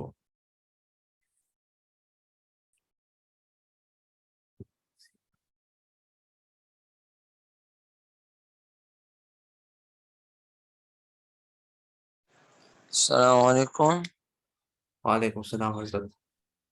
یہ آواز کٹ گئی، وہ آ گیا، جی، جی تو میں پھر بتاتا ہوں جی، اگر ماضی کا پہلا صیغہ 3 حرف سے زیادہ ہو تو اس میں فاعل مضارع معروف سے اس طرح بناؤ کہ علامت مضارع کو دور کر کے اس کی جگہ میم مضموم لگاؤ، اور آخر سے پہلی حرف کو زیر دے دو، اگر زیر نہ ہو تو آخری حرف پر تنوین لگا دو، جیسے یقرمو سے یقرمن مکرمن، اور یجتنبو مکرم، سے اور مجتنبو سے مجتنبن، اور سے جی مجتنب، اور یتقبل سے متقبل۔ جی اب دیکھو یہ انہوں نے جو 3 حروف سے زیادہ جن کے مضارع میں ہے تو اس سے بنانے کا طریقہ یہ، ورنہ اوپر والا تو فاعل ان کے وزن پر آئے گا، بس وہ تو آسان ہے نا، اس کی تو کوئی بات ہی نہیں ہے، نیچے کی بات ہے۔ اب دیکھو انہوں نے پہلی مثال میں کیا بتایا، یکرمو، تو اکرم یکرم یہ مضارع، یکرم یکرمان یکرمون تکرم تکرمان یکرمنا، یہ پوری گردان ہے، اس کو کہتے ہیں باب افعال، اور یہ ثلاثی یعنی 3 فاعل اور لام والی ہے، لیکن بیچ میں شروع والا حرف زائدہ ہے، اکرم یکرم، ٹھیک ہے، تو وہ استعمال ہوتا ہے، اس کو مزید فی کہتے ہیں، وہ تو پہلی ڈیفینیشن اس کی ہوئی ہے، تعریف کر لی تھی۔ تو اب یہ 3 حروف سے زیادہ کی بات ہے، تو انہوں نے پہلا آپشن کیا بتا دیا کہ مضارع کی علامت ہٹا دو اور اس کی جگہ میم مضموم لگاؤ. تو یاد رکھے فاعل کے وزن کے علاوہ جتنے بھی اسم فاعل آئندہ بنیں گے جو 3 حروف سے زیادہ مضارع میں ہو، ماضی میں 3 حروف سے جس کے زیادہ ہو اور اس کا اسم فاعل بنائیں گے تو سب اسم فاعل کے شروع میں یہ میم مضموم لگے گا، کوئی اور قسم کا میم نہیں لگے گا. ٹھیک ہے، مضارع کی علامت ہٹا دو اور میم مضموم لگا لو. اور پھر کیا کہا دوسرا، آخر سے آخر پہلے رفع. حرف کو زیر دے دو. تو 42 ابواب. جی ہاں جی نہیں صحیح جا رہے ہیں، بس آپ بتائیں سر. جی نہیں حضرت آپ صحیح جا رہے ہیں، وہ میں آپ کو بتا رہا تھا وہ. جی ٹھیک ہو گیا. تو اب جو مضارع کی علامت ہٹا کے میم مضموم لگا لیا، یہ پھر کہتے ہیں کہ دوسرا آپشن انہوں نے بتا دیا کہ آخر کے ماقبل کو کسرہ دے دو. اب مجھے تو نظر نہیں آ رہا، پتہ نہیں کہاں ہے، لیکن میں زبان ہی لگاؤں. ہاں، آخر سے پہلے حرف کو زیر دے دو اگر زیر نہ ہو. یہ آپشن یاد میں رکھے، یہ جو اگر زیر نہ ہو اس کا مطلب سمجھے تاکہ آپ کو آسانی ہو جائے. بعض جو ہے ابواب ایسے ہوں گے جس میں مضارع میں آخر کے ماقبل فتحہ ہوتا ہے، وہاں زیر استعمال نہیں ہو سکتا، وہاں آتا ہی نہیں ہے، مشکل ہوتا ہے وہاں. تو وہاں پہلے سے زبر موجود ہوتا ہے تو اس کو زیر دیں گے. ٹھیک ہے، زبر موجود ہوگا، زیر ہم دے دیں گے، کیونکہ یہ کہتے ہیں آخر کے ماقبل کو زیر دے. لیکن بعض جگہوں میں پہلے ہی سے زیر موجود ہوگی، جیسے اکرم یکرم میں را پر زیر پہلے سے موجود ہے، میم آخر ہے اور آخر کا ماقبل را ہے اور اس پر زیر موجود ہے. تو اگر پہلے سے موجود ہے تو ہمیں چھیڑنے کی ضرورت نہیں ہے، اور اگر وہاں پر پہلے سے موجود نہیں ہے تو اس کے اندر جو ہے اس میں فاعل بناتے ہوئے ہم زیر دیں گے. ٹھیک ہے، مفعول کے صیغہ بھی گردان بنانا وہ بھی آسان ہے، بس اس میں زبر دینا ہے، باقی یہی قاعدہ ہے. جی بات میری کچھ سمجھ آ رہی جو میں کیا کہنا چاہتا تھا؟ بعض جگہوں میں آخر کے ماقبل میں زیر پہلے سے موجود ہے تو وہاں پر ہم نے چھیڑنے کی ضرورت نہیں ہے، کیونکہ ہم نے اس میں فاعل بنانا ہے، زیر دیں گے آخر کا ماقبل، وہ پہلے سے موجود ہے تو وہ اس میں دینے کی ضرورت نہیں ہے. اور جہاں پر نہیں موجود ہے تو وہاں دے دیں گے. آگے مثال دیتی ہے، جیسے ابھی ایک مثال میں فٹ کریں، یکرمو مضارع کی علامت ہٹا دو اور میم مضموم لگا دو تو مکرمو ہو گیا اور آخر کو تنوین دے دو، بس ختم بات. ٹھیک ہے، اسی طرح یجتنبو سے یا ہٹا دو، میم مضموم لگا لو تو کیا ہو جائے مجتنبو اور آخر میں تنوین دینا ہے اور آخر کا ماقبل کو کسرہ مجتنی. یہ مکرمو میں را آخر کا ماقبل ہے، آخر سے پہلے جس کو میں آسان الفاظ میں بولتا ہوں آخر کا ماقبل یعنی آخر سے پہلے حرف. اصطلاح تو سمجھتے ہو نا لفظ کو، آخر کے ماقبل میں بولتا ہوں اس کا مطلب یہ آخر سے پہلا والا. جی تو اس کو مکرموں میں پہلے سے را موجود ہے تو ہمیں چھیڑنے کی ضرورت نہیں ہے، مکرموں میم لگا دیا، مضموم آخر کو تنوین دے دیا. اور جہاں پر اب دوسری مثال انہوں نے دی ہے یجتنبو یا ہٹا دو اور میم مضموم لگا لو مجتنبو اور پھر تنوین دے دو تو مجتنبن اور آخر کے ماقبل کو کسرہ پہلے سے موجود ہے یجتنبو یجتنبو. تو با سے پہلے با آخر حرف ہے اور آخر سے پہلے والا جو ہے نون ہے تو نون میں پہلے سے کسرہ موجود ہے، زیر موجود ہے، لہذا ہمیں چھیڑنے کی ضرورت نہیں ہے. تیسری مثال انہوں نے دی ہے یتقبلو، تو یہ اس کا ماضی ہے تقبل اور مضارع ہے یتقبلو. تقبل یتقبل یہ ماضی اور مضارع استعمال ہے، آگے پڑھ لیں گے. اسی جو فعل کے اندر حروف زائد ہوں گے اس کو مزید فی کے ابواب کہتے ہیں، یہ مشہور آپ کو پڑھائیں گے انشاءاللہ. آپ کی کتاب میں شاید نہیں ہے لیکن میں آپ کو تھوڑا سا اس کی ڈیفینیشن کراؤں گا، بہت ضروری ہے. تو اب جو ہے یتقبلو یا مضارع کی علامت ہے، ہم نے اس کو گرا دیا، میم مضموم لگا دیا تو مو بن گیا متقبلو. اور کہتے ہیں آخر کے ماقبل کو کسرہ دو اگر نہ ہو، تو یہاں پر ہے کہ نہیں ہے؟ یہاں تو نہیں ہے کسرہ، لہذا اس میں فعل بنانے میں یہ کسرہ دینا فرض اور واجب کے درجے میں سمجھو، ضروری ہے یہ کسرہ دینا. جہاں ہے تو ٹھیک ہے، نہیں تو خود دے دینا، اس میں فعل خود بن جائے گا. آخر کو تنوین دے دو اس میں. اور یہ علم الصرف زندگی میں جتنا بھی پڑھو گے علم الصرف میں جو ہے مجرد کے ابواب جو آپ پڑھ رہے ہیں، فعل فعل، اس میں فاعل جو آئے گا فاعل کے وزن پر.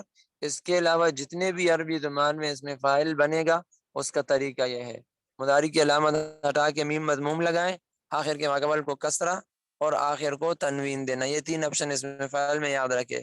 اس میں مفعول بھی اسی طرح ہے، مجرد کا مفعول ان کے وزن پر آتا ہے، اور جو یہ والی 3 حروف سے زیادہ والی مزید فی میں ہے تو اس میں فاعل جو ہے اسی وزن پر آئے گا، لیکن یہ مضارع معروف سے بنا دیا، وہ مضارع مجہول سے بنا دو. تو جب مضارع معروف سے بنا، آخر کے سے پہلے حرف نے زیر لے لیا تو وہ آخر سے پہلے والا زبر لے لے گا. باقی یہی طریقہ ہے، وہ پڑھیں گے آگے. ٹھیک ہے، کچھ سمجھ آ گئی ہے؟ جی استاد جی. کوئی سوال ہو آپ حضرات کو، کسی قسم کا سوال ہو بتا دیں.